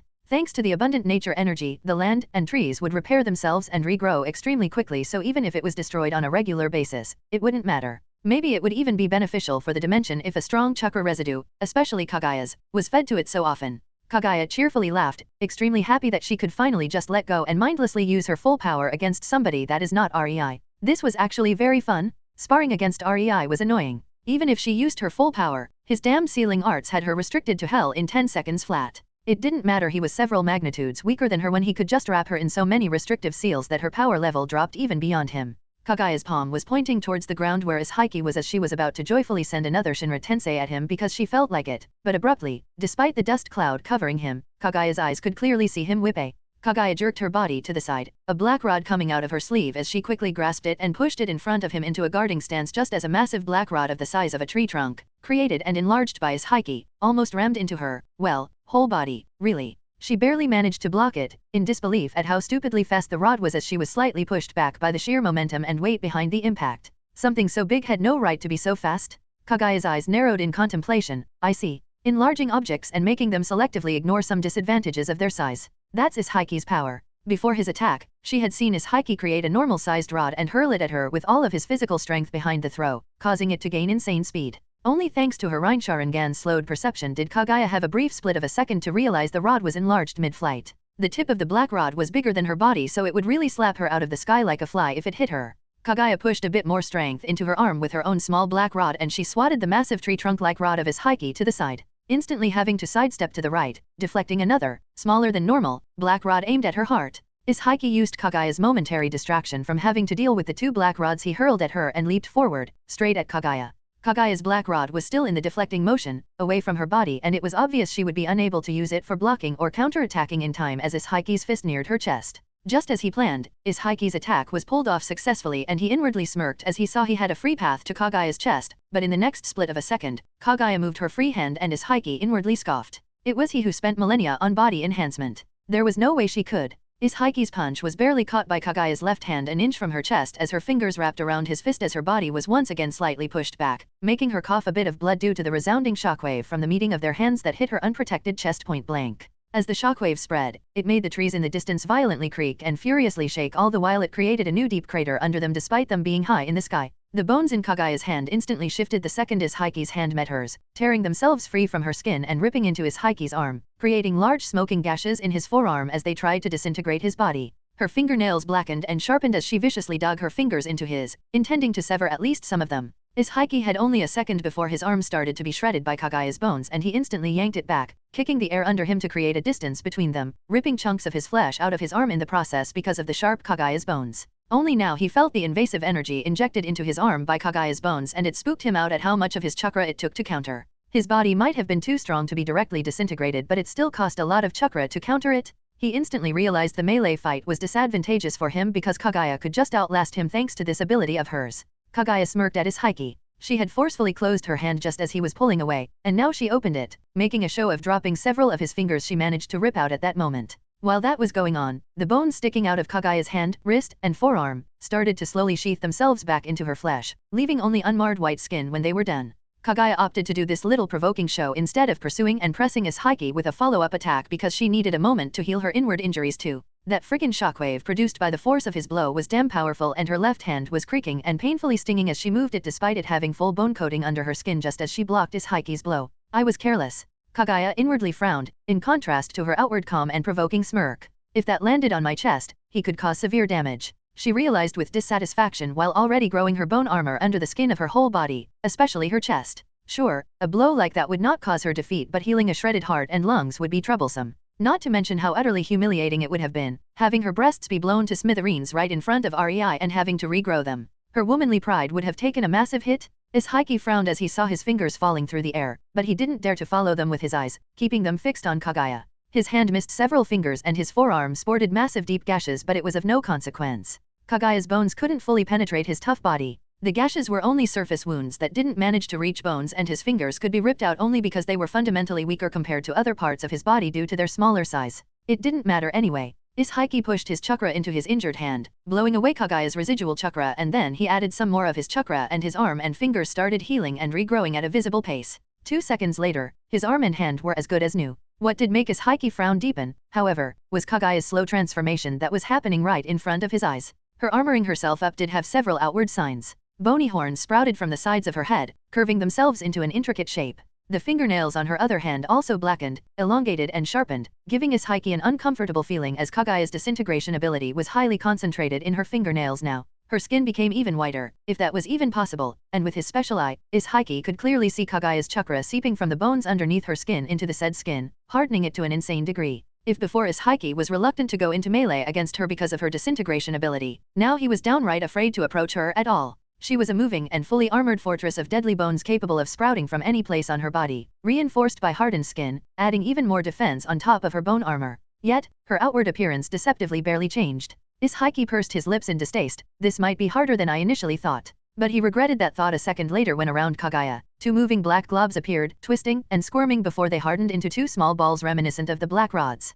When Izhaiki's eyes landed on these, they widened as he recognized the truth-seeking balls of Hago Romo at Satsuki, and he could practically see how much of her chakra was in these two inconspicuous balls of doom rotating around Kagaya. Well, then. Since you almost managed to land a proper hit on me, I guess I should take you just a teensy little bit more seriously, don't you think? Kagaya teasingly asked with a smile, letting Izhaiki see that even her teeth became noticeably sharper. Ch473. The monsters that could destroy the world. Izhaiki, feeling apprehensive about the change in Kagaya, realized he will have to up his game to stand a chance. He didn't want to do that, but he had no choice. Not when facing that. Kagaya's eyebrow rose when she noticed an abrupt change in Izhaiki. It was outwardly indiscernible, but there was not much that could fool her Rindsharingen. She could clearly see Izhaiki's life force condense, granting his body a crazy power boost, but the lifespan of his vessel was instantly reduced to 2 years tops. Naturally, if Izhaiki had an appropriate vessel, like his own body, this technique could probably be sustained indefinitely. It was what made the Otsutsuki so dangerous, after all. They had bodies and chakra reserves strong enough that they could spam moves that would kill even S-rank humans after a single usage. In fact, what Izhaiki was doing was not all that different from Might Guy's fully opened 8 inner gates. It was simply a different, superior approach to a similar concept. There was no new round of taunting after power UPS. Both combatants understood that taunting only worked when one had the upper hand, and right now, neither knew the prowess of the other's boosted form, so instead of spending brain cells on boasting, both Izhaiki and Kagaya carefully and patiently observed the other. Whoever attacked first would be at a small disadvantage. Izhaiki, however, quickly realized he was at a disadvantage anyway. The longer he gave Kagaya to analyze him, the more information about him would her Rindsharingen gather, and that wasn't a favorable situation for him. There was only one way to nullify this advantage of hers. Attack.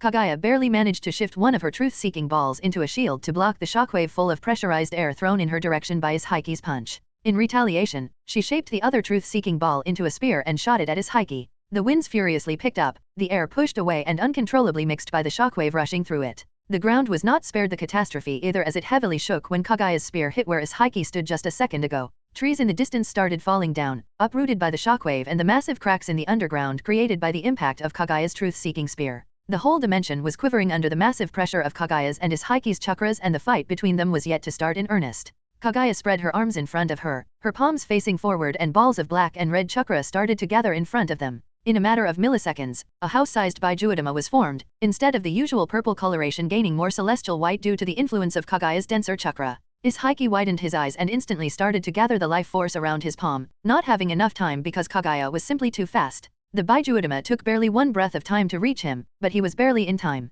His hand met the surface of the ball, his life force circulating in the exact manner needed to deflect it instead of clashing with it. In front of Kagaya's impressed gaze, Izhaiki slapped the Baijuodama away, making it fly far away behind the horizon before a massive explosion occurred, a hot angry orange mushroom cloud rising in the distance, making the ground slightly shake some more. Both Kagaya and Izhaiki subconsciously braced themselves, knowing these light quakes were just the silence before the storm.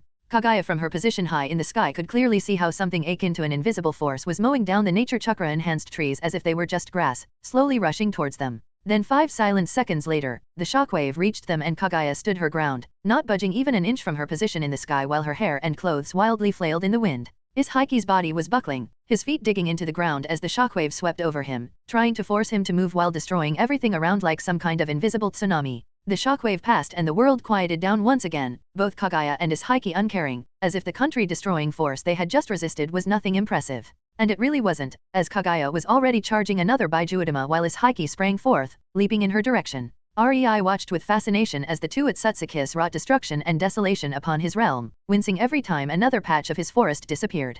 Kagaya's Baijuodama could be likened to nuclear blasts, erasing everything they hit and then some more with the resounding shockwave.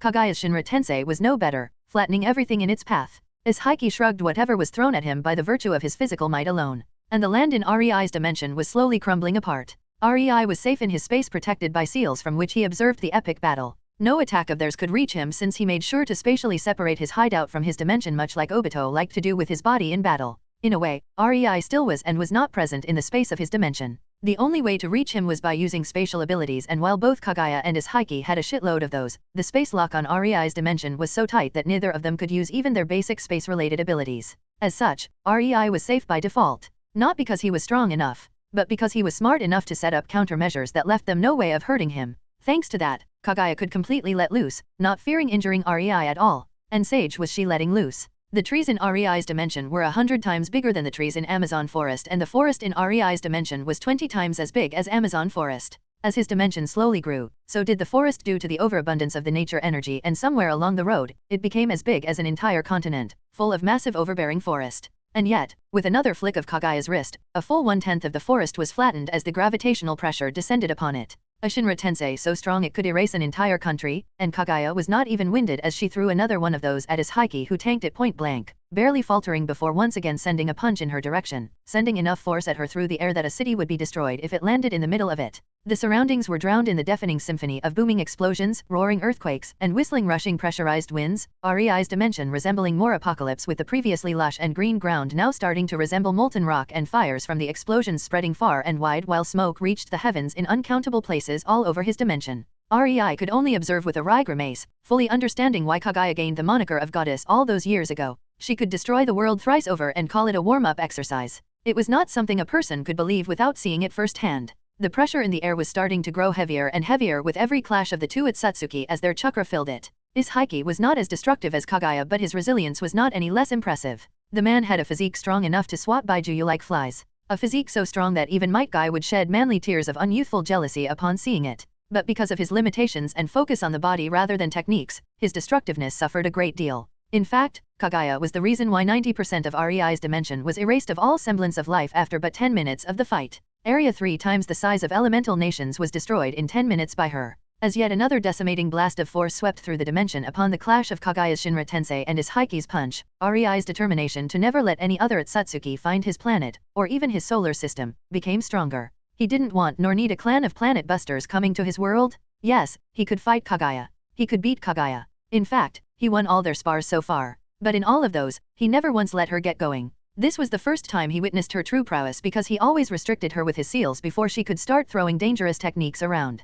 Fuinjutsu was simply that broken. Even though Rei was a lot weaker than Kaguya, he could still restrict and seal her abilities enough to defeat her. According to Kaguya, the Otsutsuki had a semblance of Fuinjutsu, but the way it was used in the elemental nations, the branch of Fuinjutsu created by Hago Romo Otsutsuki and passed down in the Uzumaki clan, was practically made to seal stronger beings. That was the whole point of the craft, after all. But sealing even one Otsutsuki was taxing as hell. The fight in front of Rei was a prime example. The entire energy of Rei's dimension had to be focused on keeping the spatial lock going so the two monsters would not breach it. Heike's main hard-hitting abilities were partially of the spatial nature, and so were Kaguya's. All that decimation, and the two were still under heavy restrictions, and it was just mind-boggling how ridiculously powerful their race was. Heike could not utilize his inventory like bullshit nor summon his sealing cubes, and Kaguya's Rinesheringen was mostly useless since she could not use her special eye ability and create dimensions due to the spatial lock. Or rather, she could create them, but transporting herself and her opponent into them would be impossible right now, so the whole ability of her Red Eyes of Doom became totally obsolete.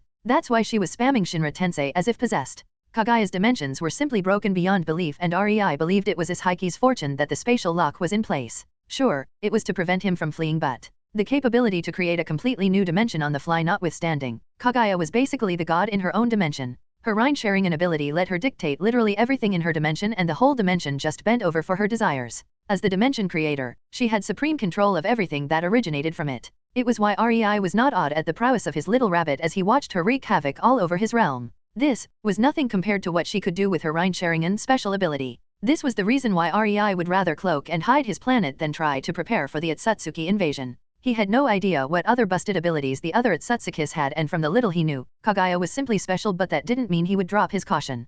Kaguya was all nice and cuddly, so much so that it was entirely too easy to forget she was an entity capable of creating new worlds. The elemental nation was not ready for this. He was not ready for this. For all the power Rei accumulated throughout his life, it was not enough to face a head-on invasion of the Otsutsukis. He could not depend on some stupid plot armor to give him the exact means necessary to win over the clan of world destroyers via some illogical twist of fate. Rei knew he could develop the chakra practice of the elemental nations to heights capable of combating the Otsutsuki. For example, he had the Uzumaki clan. The clan full of seal masters who with the right training could go toe-to-toe with these monsters even if they were fundamentally weaker. But for that he needed time. 2 decades was not enough time to get a civilization up to snuff with a clan that was power leveling by destroying other worlds for who knows how many millennia. If despite all Rei's efforts to hide, the Otsutsuki still show up, he will just accept his defeat and go to a different world with his family through Kagaya's Rhine sharing and abilities. Or maybe he would relocate all the ninja villages to a world created by Kagaya where she was the supreme authority. There were many solutions and paths he could take in that case.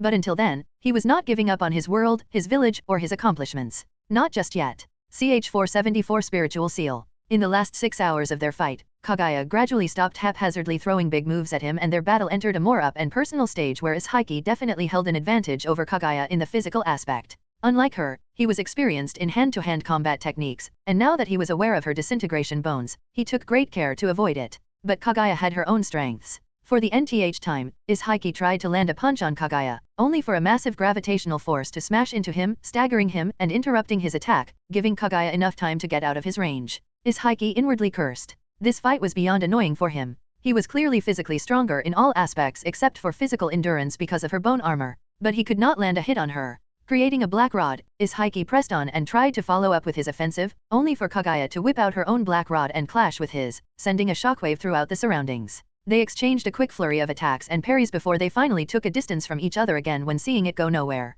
Aiming at my arms and legs? You won't be able to kill me like this, Ishiki expressionlessly said, but inwardly he was slowly regaining his confidence. With most of his spatial abilities locked, he purposefully held back from using his second best ability. He didn't try to enlarge or minimize the objects and weapons around him during their clash, waiting for the best chance to strike a fatal blow. I don't need to kill you for you to die, Kagaya answered and chuckled at her logic, but in this case, it was the truth. Ishiki instantly understood that she knew and his expression grew grave. Seeing his expression, Kagaya involuntarily chuckled again. Ishiki always thought her stupid. It was how she could get close enough to him to ambush him all those years ago. He was a very paranoid individual. There was no way she could have ambushed him like that if he considered her even a slight threat. Alas, he didn't. He had always seen her as weak and dumb and that was his undoing. Did you really think I wouldn't notice?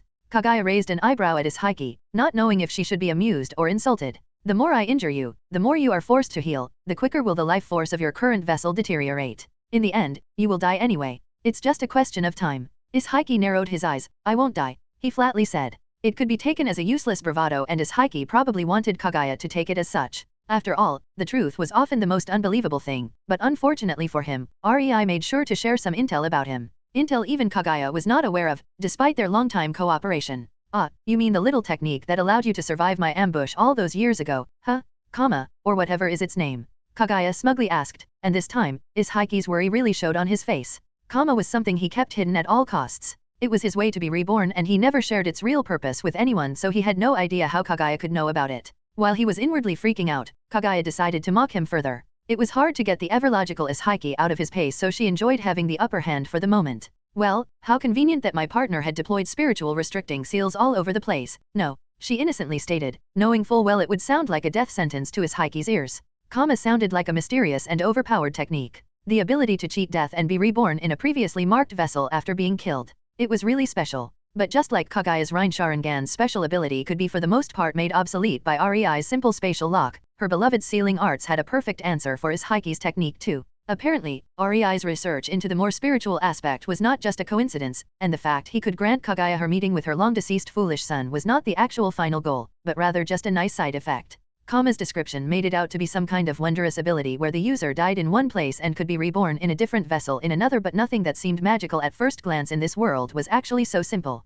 Kama could make Ishiki's clone from his DNA, but for his rebirth, his new vessel needed also his old soul. Upon his death, the Kama mark would drag his soul into the new vessel and the forceful takeover would be initiated. But, what if Ishiki was trapped in a separate dimension and his soul was unable to leave it upon his death? No, there would be no rebirth for him this time. Not on Rei's watch. Hearing Kagaya talking about spiritual seals, Ishiki for the first time felt a cold sweat drench him as panic seeped into his usually calm mind. He was fully aware of what this barrier would mean for him. His technique was not magic that somehow teleported his soul to a new vessel. Such a thing was impossible. If he died inside a spiritual seal, his soul would not be able to get out, and that was maybe even scarier than death itself to him. Death was something he feared, but it was unknown. One can fear the unknown only so much. Being aware that after his demise would come imprisonment and most likely him finding himself on the wrong side of the experimentation table, that made Izhiki feel a deep fear. As his mind tried to find a solution to his predicament, he almost instantly remembered the man who accompanied Kaguya. The same man who first teleported them into this dimension and then disappeared.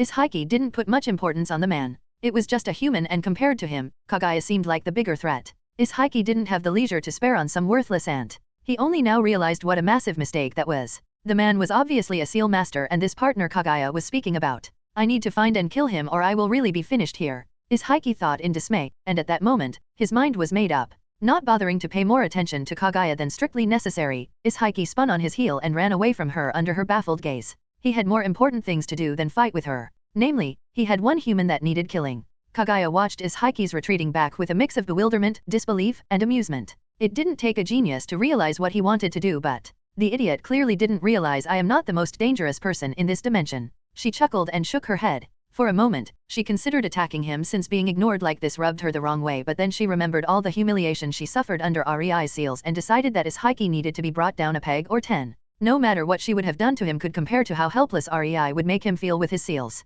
With a smirk, she just watched the ignorant Izhiki willingly run to his own demise. CH-475 fighting smarter, not harder. From his safe observation spot, REI noticed that Izhiki suddenly changed his mind about fighting Kaguya and started running in his direction. This made him incredulously raise his eyebrow at the sudden twist, but it also made him feel inwardly annoyed. REI had many observation seals all around the dimension that worked similarly to Hiruzen's spying crystal ball, so he was really sitting on a small couch he had stuffed in a storage scroll while eating popcorn as he watched the fight. And just when he was enjoying some peace and quiet, enjoying a good show, because seeing Kaguya and Izhiki fight was like a scene from a bona fide apocalyptic movie, the Otsutsuki dude simply had to ruin all the fun for him. Still, REI was too lazy to deign Izhiki's mad charge at him with a proper reaction, and he just kept leisurely lounging on his comfy couch. Naturally, inwardly he was prepared to instantly take action in the abysmal off chance that Izhiki had some hidden ace up his sleeve, but outwardly, REI looked like a couch potato watching a boring movie, probably making Izhiki even more pissed as he cocked his fist back and was about to send a punch at him. A loud clang could be heard all over the surroundings as Izhiki's advance was stopped by some invisible barrier just 3 meters in front of REI. He completely didn't notice it and crashed into it face first, getting rebounded back by his own momentum without the barrier even budging. REI amusedly chuckled, the sight reminding him too much of those careless kids in supermarkets that run into a closed glass door and fall on their ass because they are too distracted with their new toy. Izhiki instantly stood up, shaking off the impact, and narrowed his eyes. He still could not see the wall between them, but now he knew it was there. Gripping his fist hard, Izhiki started to madly punch in front of him, desperately hitting the wall as if possessed. REI appraisingly watched as the Otsutsuki tried to get to him, relishing in his growing frustration and despair. Seeing that previously arrogant face finally realized just how screwed he was, it was simply priceless. REI wasn't in any hurry to stop Izhiki either. The man was willingly letting REI test his anti-Otsutsuki sealing arts, so why would REI complain? At least he didn't need to hear the constant complaining and whining of Kaguya when he managed to rope her into this kind of activity. The angry snarl of Izhiki was music to the ears compared to that. Unfortunately for Izhiki, he didn't have a snowball chance in hell to breach REI's protections. REI might appear to be there, but he was really not. Similarly to Obito's Kamui or Madara's limbo techniques, REI was in a different pocket space.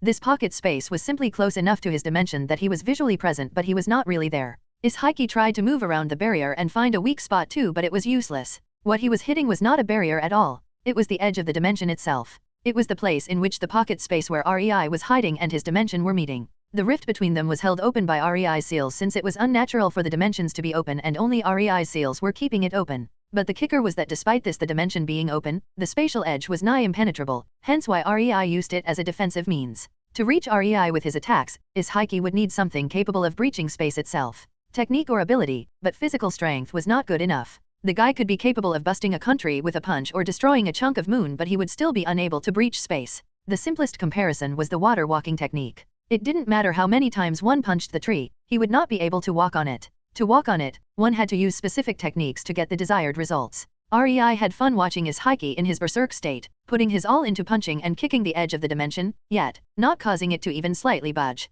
He was not strong enough to fight the Otsutsuki, but fortunately for him, he didn't need to be. The fights on this level were not solely decided by brawn. It was just that nobody gave the Otsutsuki the memo yet. An hour later, and when Izhiki's rampage was starting to get old, REI decided he had enough data and Izhiki was no longer needed. Izhaiki punched the barrier like usual, even trying to use his shrinking abilities in tandem to try if it would work, but unlike before, ink-like symbols started quickly spreading up his arm from where his fist was in contact with the barrier. Izhaiki panicked a bit, his state of mind no longer at its best, but he still managed to pull back, only letting a small strand of symbols crawl up his arm. With a swift and decisive slash, Izhaiki quickly separated his arm from his body, deciding to regrow the entire limb rather than risk letting the seal spread all the way onto his body, but he was a second too late. One symbol. That's all that managed to get onto Izhaiki's body, and he quickly found a small pressure descending on him, causing him to widen his eyes. The pressure was nothing extraordinary and even a genin could probably shrug it off, but it was there and Izhaiki felt it. It was like an annoying fly buzzing around to his senses. Thinking he could just blast it away with a burst of his powerful chakra, Izhaiki flared his chakra, and when Kaguya saw it from her place a bit away from where she was observing him, she facepalmed.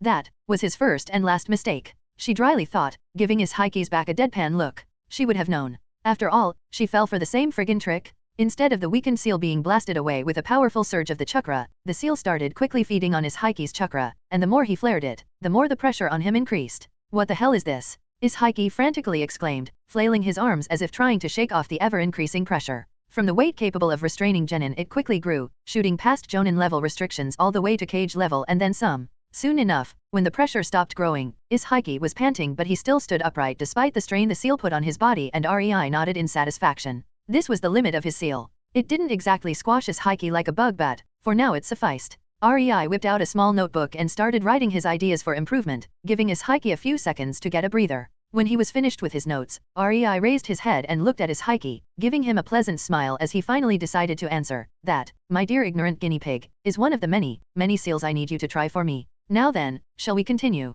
Izhaiki was a very driven scientist with a penchant for unconventional experiments himself. He could recognize a fellow enthusiast and his pupils constricted as he instantly knew he was in for a very long and ruthless afternoon that will definitely not end well for him. CH 476. The happenings during REI's absence. What are you going to do with that? Kaguya asked REI, who was holding a slightly shining green gem in his hands. Unfortunately, Izhaiki only managed to last long enough for REI to try up to 332 seals before he inevitably croaked despite REI's attempts in the later trials to round the number up and reach 333. After he died, REI's spiritual barrier caught his departing soul and sealed it in the gem REI was holding. I am going to use his soul as an energy battery. REI contemplatively said, the sealing formation that would hide our planet will need an energy source, and I initially wanted to hook it up onto my dimension, but with Izhaiki's soul in my hands, I no longer need to do that. As someone more powerful than a Baijuyu, Izhaiki's soul was quite powerful and capable of producing a lot of energy. Izhaiki's Kama technique should just dissipate a few hours after REI sealed Izhaiki's soul, because the Kama marks attempts to suck Izhaiki's soul from wherever it is was naturally a chakra-heavy endeavor, and with his soul sealed, the marks would use up their reserves, destroying themselves.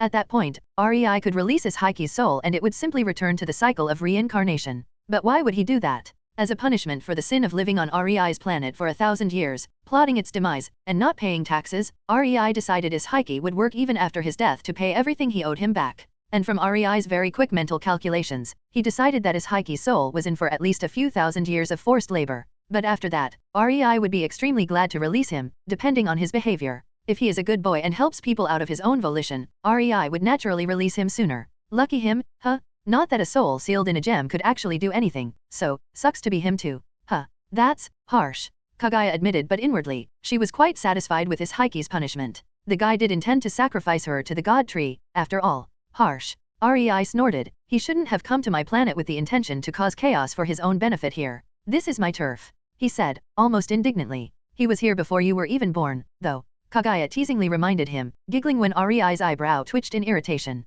Unimportant semantics. REI rolled his eyes with a nonchalant facade. REI and Kaguya exited REI's dimension and appeared back in his mansion where his other wives were already waiting for him, making Kaguya secretly groan because she knew her alone time with him was now officially over.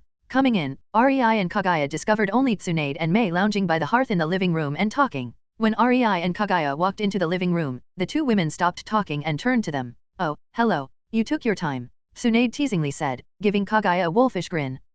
It's not nice to not share, Kagu-chan. Mei nodded in agreement, her head understanding Tsunade's words in her own way. Hello, girls. Where are Konan, Pakura, and Ringo? REI asked as he sat down in the armchair, ignoring Mei's remark with trained ease. Kaguya too only rolled her eyes at Mei and sat on REI's lap, making Mei pouty. Yes, using my dimension as a place where Kaguya and Mei can let loose and fight to their heart's content is a great idea. I wouldn't want the tension between them to rise without any outlet. REI wryly thought as he observed the interaction between his two more selfish women. Still, he didn't forget to pay attention to Tsunade too as she answered his question. Oh, them. It was decided that Kurotsuka's training will be a joint project between Konan and Pakura while Ringo is tending to her new apprentice Samui. Good. I only have to get rid of Tsunade and Mei to reclaim my alone time with REI. Kagaya instantly mused. Shouldn't you be present in your village, Tsunade? It was just recently invaded, after all. Kagaya innocently asked, earning herself a deadpan look from Tsunade. Nah, I am good. Tsunade dryly answered and Kagaya quietly clicked her tongue. As amused with their antics as REI was, he had some important questions so he interrupted their bickering and asked, was Kumo already conquered? He and Kagaya were away for an entire day and by now, the Kiri army should have arrived at Kumo even if the Kiri swordsmen didn't manage to make the village surrender. Alas, REI didn't have any information source while they were dealing with his Heike so he knew nothing about what went on in the world during that time. Kumo surrendered after a short siege of the Kiri army. Tsunade briefly informed. REI slowly nodded at that before humming, so the swordsman failed, huh? Sucks to be them. Not that he cared overly much. As long as Kumo was now under him, he was fine either way, no matter if the one doing the conquering was the Kiri army or the Kiri swordsman. But still. Kinda. Mei giggled. Ringo only sent them because of their bragging that they could conquer Kumo by themselves and don't need anyone else. The idiots. Yet, here we are. 5 of them are dead, and another 10 are injured. Tsunade sighed. It was her who received the injured ones and was supposed to heal them. She would naturally do her duty but she would be damned if she didn't make the process as painful for those fools as humanly possible. REI inwardly winced when he heard his 2 sweethearts. He knew Ringo best and, let's just say he could imagine the punishment Ringo was going to heap on the swordsmen for being too arrogant for their own good. It wasn't good to be one of them right about now. Not at all. Alas, poor Samui would definitely get caught in this too. REI idly thought. There was no snowball chance in hell Ringo would not use the opportunity to toughen her apprentice a bit. Oh, well. It will be a good character building exercise for her. He shrugged, knowingly dooming Samui to a few months of training hell. What about Oniki and A? REI asked the second most important question. As former Kages, there was always a possibility that they could cause a rebellion if they escaped and got back to their respective villages. REI had already decided to leave them alive but despite Ringo's promise to A that she would let the man go, REI hadn't promised anything like that. Unfortunately for them, these two were yet another people that came under the label of sucks to be them. Oh, they complained and raged, demanding the seals on them to be lifted but Konan dealt with them quickly by telling them nobody but you can unseal those seals. Tsunade snickered as she remembered their flabbergasted expressions. But it was only after Tsuna-chan got annoyed and had beaten them up that they finally shut up. Mei cheerfully finished for Tsunade, throwing her under the bus and earning herself a betrayed stink eye from the best and most violent medic in the world. Beating up important prisoners of war, especially after they were promised good treatment, was just a poor form. Of course, REI would close his eyes a bit and ignore this incident. He loved Tsunade too much to reprimand her for beating up some unimportant complaining bastards. Seeing that there was no incoming reprimand from REI, Tsunade grinned. Anyway, they are both in the village hidden on the other side, awaiting you to deal with them, with their chakra still restricted to genin level. Good. REI nonchalantly said but inwardly he sighed when he heard that. He was secretly hoping these two would have been already sorted out when he came back from visiting Kagaya. Then again, that's what having so many subordinates was for and REI was already thinking to whom he would delegate this glorious babysitting duty. Because obviously, neither A nor Oniki were leaving his village anytime soon, duh. Leaning back into his armchair, REI finally let out a relieved breath full of satisfaction and a smile involuntarily appeared on his face. At least everything more or less went according to the plan. It seems I have won the Game of Thrones Naruto version. CH477 goals reached. A few months passed and the world as usual moved on. The events and the initial fear caused by both IWA and Kumo being conquered wore off after nothing really changed in the lives of most people. Some trouble did indeed spring up in both IWA and Kumo but neither Pakura nor Ringo were people that would tolerate being walked over by someone and after a particularly bloody response, everything calmed down once again. The two conquered villages didn't really have any figure to rally behind since A, Oniki, and B still enjoyed the hospitality of the village on the other side, B even enjoying being in contact with Yagura and Yujito. The last REI heard of him, the big and tanned rapper Jinhyuriki was acting as the babysitter for their newest child, trying to teach the baby the glory of rap no jutsu. With all 5 major ninja villages under REI's influence, some things did indeed change on a worldwide scale and it was starting to become obvious even to the various daimyos. The hostilities between the villages ceased for the most part. There was still some infighting, especially when 2 teams found themselves on different sides because of a mission, but REI could with satisfaction proclaim that most of his ninjas no longer went out of their way to kill the ninjas from the other villages. Considering their primary way to keep ninja villages in check was to pit them against each other, this change brought a lot of concern from nobles and daimyos. Naturally, REI didn't care at all. He didn't conquer the villages so they would continue being overglorified mercenaries for whoever had the deeper pockets. Chakra had so many more uses and the fact its users were just simple superpowered mercenaries was honestly shameful, in REI's opinion. While this couldn't be changed instantly, REI did start a small change by setting up proper research centers in each village that would gather bright minds. He knew best that humans, if given proper opportunities and conditions, could technologically advance by leaps and bounds. Fortunately, the Wind and Fire Daimyo knew this would happen sooner or later, and when they noticed the drastic shift in the political scene, they were the first to come in contact with REI through his wives. Much to his surprise, they didn't demand him to bring everything back to how it was but actually deferred to him. It was nice to deal with smart people. With all ninja villages and the two biggest international companies under REI's thumb, he could wipe out any daimyo family he desired without any consequences, so the daimyos really didn't have much ground to stand on. Nevertheless, REI didn't expect them to bow their heads to him. He would have been totally fine with ignoring them, but since they came up with this themselves, REI initially intended to have a very ambiguous no-touch policy when it came to governments. He was just one man, and governing the entire continent would be far too much work for it to be worth it. That's why he was fine with daimyos staying in their cozy functions as long as they didn't stick their noses into the ninja matters. But since 3 of the 5 major nations wanted to officially come under him, or rather, under the Biribiri Company, there was not one good reason to refuse them. With them working for him, REI could fully leave the matters of governance in their hands and still have influence over them, so why not? In the end, the land of Wind, Fire, and Water created an alliance where their respective rulers retained their territories but also formed a sort of council that would decide the big decisions. It was all still in the middle of formation, so nothing was set in stone yet, but the foundation for future peaceful cooperation was already finished. Instead of being ninja villages of different nations, Konoha, Kiri, and Suna simply became 3 different military divisions of the newly formed Elemental Alliance, each completely independent and with their own leader at the helm. REI was satisfied with how things developed. Peace was not really his end goal. He could care less about world peace, but it had to be done. Because only in peacetime could all the resources be dedicated to advancement. And there was no better way to create a semblance of peace than to bring everyone under one banner. The lands of Earth and Lightning were not very excited by this new development, but there was nothing they could do. They were outnumbered in all aspects by this new alliance, and their ninja villages were theirs only on paper. The pressure on the rulers of those nations was immense, and when other small nations started petitioning for joining the Elemental Alliance, even the last ember of their hopes was extinguished.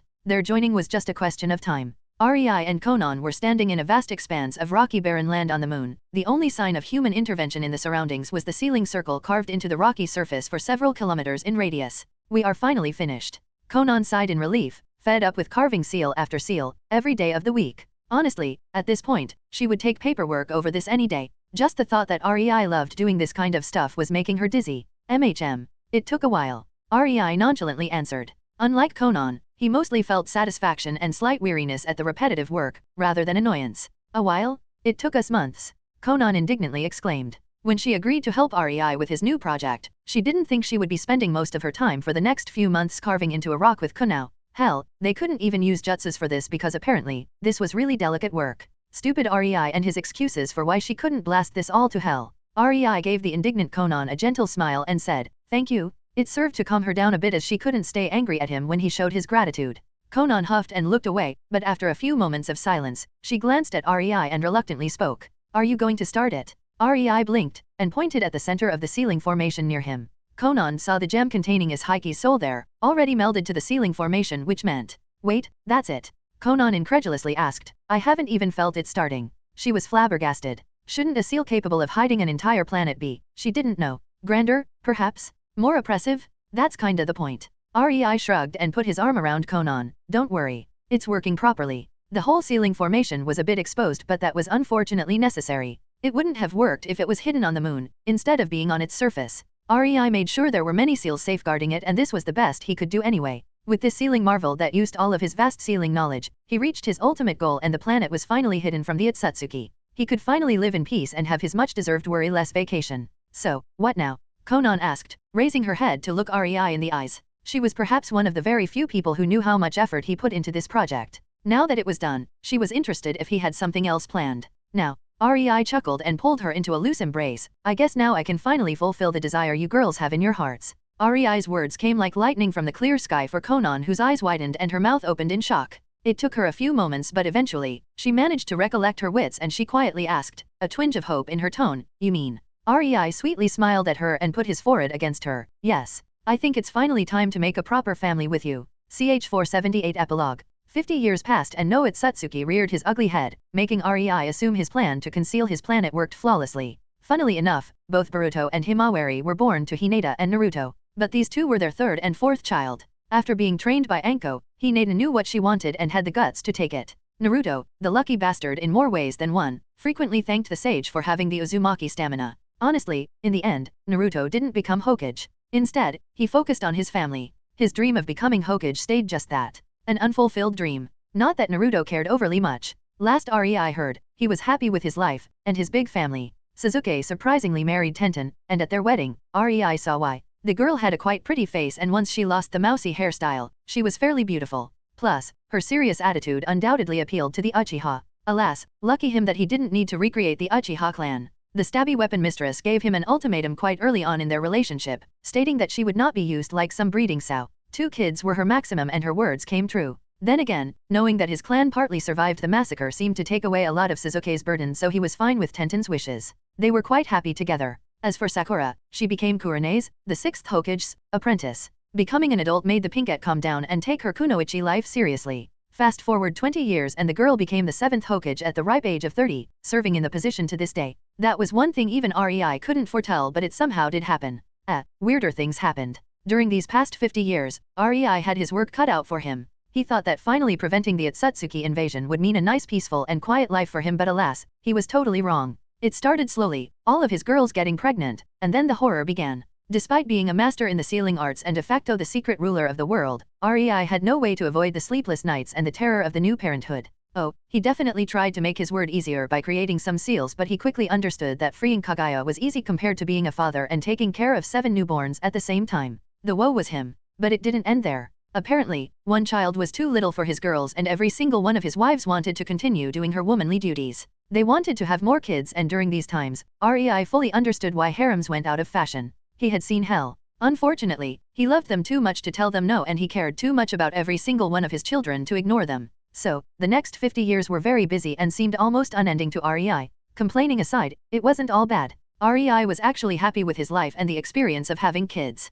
As long as it doesn't repeat itself. Finally, all his wives reached their desired quota of kids, and then REI instantly put an infertility seal on himself. No matter how much sex he will have in the future, no more kids for him unless he for some ridiculous and completely unrealistic reason decided that he wanted more. As if that would happen. The most reasonable of his women was surprisingly May, only wanting 3 kids and no more. Her pregnancies were also spread out, having at least 7 years in between them, so that was quite manageable for REI too. Bless her heart. May was not the best mother, but she tried her best. Unfortunately, that meant all 3 of her children got most of her quirks. As much as REI tried to subtly prevent it, it was impossible for him since he had other children, whereas May could be with hers almost non-stop. Alas, May's 3 kids ended up in the newly created Interspace Warfare Research Department, making one weapon of mass destruction after another and having a blast. Truly, May's 3 little apples didn't fall far from the tree. REI was just glad the ninja civilization in these 50 years progressed enough that they could travel to space and other planets, resulting in this part of his family's ability to indulge in their destructive nature without having to damage REI's planet. Konan also didn't make much trouble for REI, only 4 pieces in total. His sweet Konan was always very understanding and wanted only the best for him. Once again, she didn't disappoint, and the number of kids she wanted was not something outrageous. All of her kids possessed the paper release, and REI made sure they knew their funjutsu, but despite that, 3 of them ended up as civilians. REI was saddened, but as a good father should, he let them make this choice for themselves. These 3 took over the management of the ever-growing Biribiri company from Tsunade and their mother, and Konan could finally take a permanent break from that function. Only Rikumi Yotsuba, Konan's second eldest girl, followed Konan's and REI's footsteps and wanted to become a strong kunoichi like her mom. Frankly speaking, with how the chakra technology was advancing, being a ninja didn't have many advantages nowadays. Even civilians had at least some chakra with their pathways unlocked. Chakra was a subject even in civilian schools, and one didn't need to be a ninja to be a chakra researcher nowadays. It also didn't help that most didn't have the drive and talent necessary to become a strong ninja, and frankly speaking, with the ever-growing destructibility of chakra technology, even shinins didn't amount to much. They were just regular cannon fodder. Hence, if one wanted to be a strong ninja, S rank was a must. Of course, reaching this milestone was much more manageable with the training regimen REI put together with all of his data gathered from Kaguya, but it still required a lot of effort. Most people simply couldn't be bothered. REI and Konan made sure Rikumi was put through the ringer when they were sure her desire rang true. Rikumi was 42 years old right now, and she was already the head of one of the other-sided village's departments, while also definitely being in the top 10 strongest ninjas worldwide. Since she wanted to be a kunoichi, Konan nor REI would not allow her to not reach at least that much. Plus, Konan probably could see through REI's plans for the future and knew creating strong people who could defend their home was necessary. After all, they might not be here all the time to protect it if what she had discovered was any indication. Kaguya had 5 children with REI. Yet, Her initial desire was two. She had wanted 2 boys, but she was given 3 girls in between her boys, much to Ari's amusement. Even being accused of having a faulty and too feminine seed didn't diminish it. There was not much to say about her children. They were all ridiculously powerful from the get-go compared to other kids. Kaguya also wouldn't do the same mistake she did with Hagoromo and Hamura, and this time, she took their upbringing firmly into her own hands, resulting in 5 monsters and the strongest protectors of Ri's little empire. The girls, Rukia, Remi, and Rina were incredible with sealing arts so much that even Kaguya had a bit of trouble facing them. The boys, Haruto and Hiruto, the names chosen by Kaguya, were the usual blasted all with irresistible strength types just like their mother. They went far in their strength development, maybe even farther than Hagoromo and Hamura, but they did not stand a chance against their sisters or Rikumi. Despite their power, these 5 were massive mama and papa boys and girls, though. It was really endearing at times. Pakura and Tamari both begot Rei 6 children over the years, as if competing with each other. Some went into the civilian sector, some into research, but with their Scorch and Magnet releases, Tamari's kids were godsend for mining resources, and that's where most of them ended up, making fortunes for themselves with minimal effort. Especially with the new colonization of other planets. The Magnet release was incredible for getting new resources from those. Pakura's kids, on the other hand, were good at glass making, pooling together, and creating the glass-making division of the Biribiri Company. They even started researching different types of chakra-enhanced glass, and their findings were what made the colonization of the other planets possible. Rei liked to spend time with them in their labs since the sealing arts were heavily used in their glass making, but sadly, he didn't do that often. This part of his family was driven and raised to be very self-reliant by their mothers, causing them to focus more on their lives and making the family richer and more reputable rather than the family life itself. They still attended every family gathering and celebration, but Ringo bore her own 7 little swordsmen of the mist, the kids flailing around wooden swords before they could even walk. With a mother like her, it wasn't any surprise that all 7 of them were very good at handling swords, but what they really excelled at was forging. All 7 of them. The best forgers in the world. And Rei couldn't be more proud of this part of his family. One could think of any high-end chakra technology and it would be made with special alloys developed by Ringo's children. They were the backbone of the quick progress, putting together sealing arts, forging, and masterful lightning release to create new and stronger materials at a sufficiently quick pace that the swift development of the technology didn't need to be stopped because of something trivial like insufficient materials. Without them, nothing of this space colonization era of theirs would have been possible. Not so soon, anyway. And lastly, Tsunade. She was hell-bent on recreating the Senju clan. After Rei flatly rejected her initial quota of 100 kids, they finally found a compromise in the number 12. 3 girls and 9 boys. All good with wood release, and many of them were in charge of the forestation of new planets, whereas others found their calling in construction or even medicine like their mother. All were strong ninjas because whether they wanted it or not, Tsunade would not let them be just civilians. Not on her watch. The Senju clan was a ninja clan, and that was apparently that. Despite that, only 2 were really notable in the ninja circles, whereas others were albeit strong, but not reputable for their exploits. Hana Senju Yatsuba. Rei allowed Tsunade and her kids to retain their Senju names because he knew how much it meant for Tsunade, was the youngest of the girls, yet, the one who took Tsunade's title of the best medic in the world. Granted, it was mostly because Tsunade no longer made her discoveries public, opting to do research on her new and resurrectable guinea pig called Orikimuro, results of which she could hardly proudly publish. But it still made both her and Rei proud of Hana and her accomplishments. Hana took over the hospital in the other-sided village too after the overjoyed Anko retired because, there is finally someone who can take this damned position from my hands, according to her. Really, that woman was much better at healing, but she still preferred torture rather than what she was good at. No matter how many times Tsunade tried to straighten her out, it didn't help. Hashirama Senju Yatsuba was the other one. Rei was a bit exasperated at that. It just had to be Hashirama's namesake who stuck out of the fold. The boy was incredible at wood style. More so than his siblings. He was yet another of Rei's children who definitely ranked up in the unofficial top 10 ninjas worldwide. But, unlike Kaguya's children or Rikumi, Hashirama's passion was not ninja arts but instead, farming. He was so skilled in his wood style that he created a new subskill called plant style and started farming with it. According to him, something in the quiet and peaceful life of a farmer was incredibly calming and refreshing. So, yes, a person like that was in the top 10 power ranking. Even his mother, Tsunade, was a tad bit exasperated at how much this boisterous and carefree son of hers acted. As Rei sat in his rocking chair and looked towards the horizon, he sighed. He was bored. There was simply nothing to do for him. Or rather, he didn't feel like doing anything anymore. Only the thoughts of his recent project brightened his mood. While his little empire was starting with traveling through space, Rei's personal project was something different. He wanted to accomplish interdimensional travel. There was nothing more for him in the Narutoverse, and while his otaku days were a long time over, he still desired to travel throughout other worlds. Once he finished his interdimensional teleportation seal, he intended to take his wives on this new adventure, leaving his world in the hands of his children. Rei never intended to hold on to the power for as long as he could. He accomplished a lot but slowly, he was passing the world on to the future generations. Hence, his boredom. Now I only need to find a way to present the idea to my wives. Sage-nosed Tsunade, in particular, wouldn't like the thought of separating from her children. Rei grimaced, before wistfully sighing, maybe I should give it another 10 years. That's what he said 10 years ago. Ah, well, he had all the time in the world.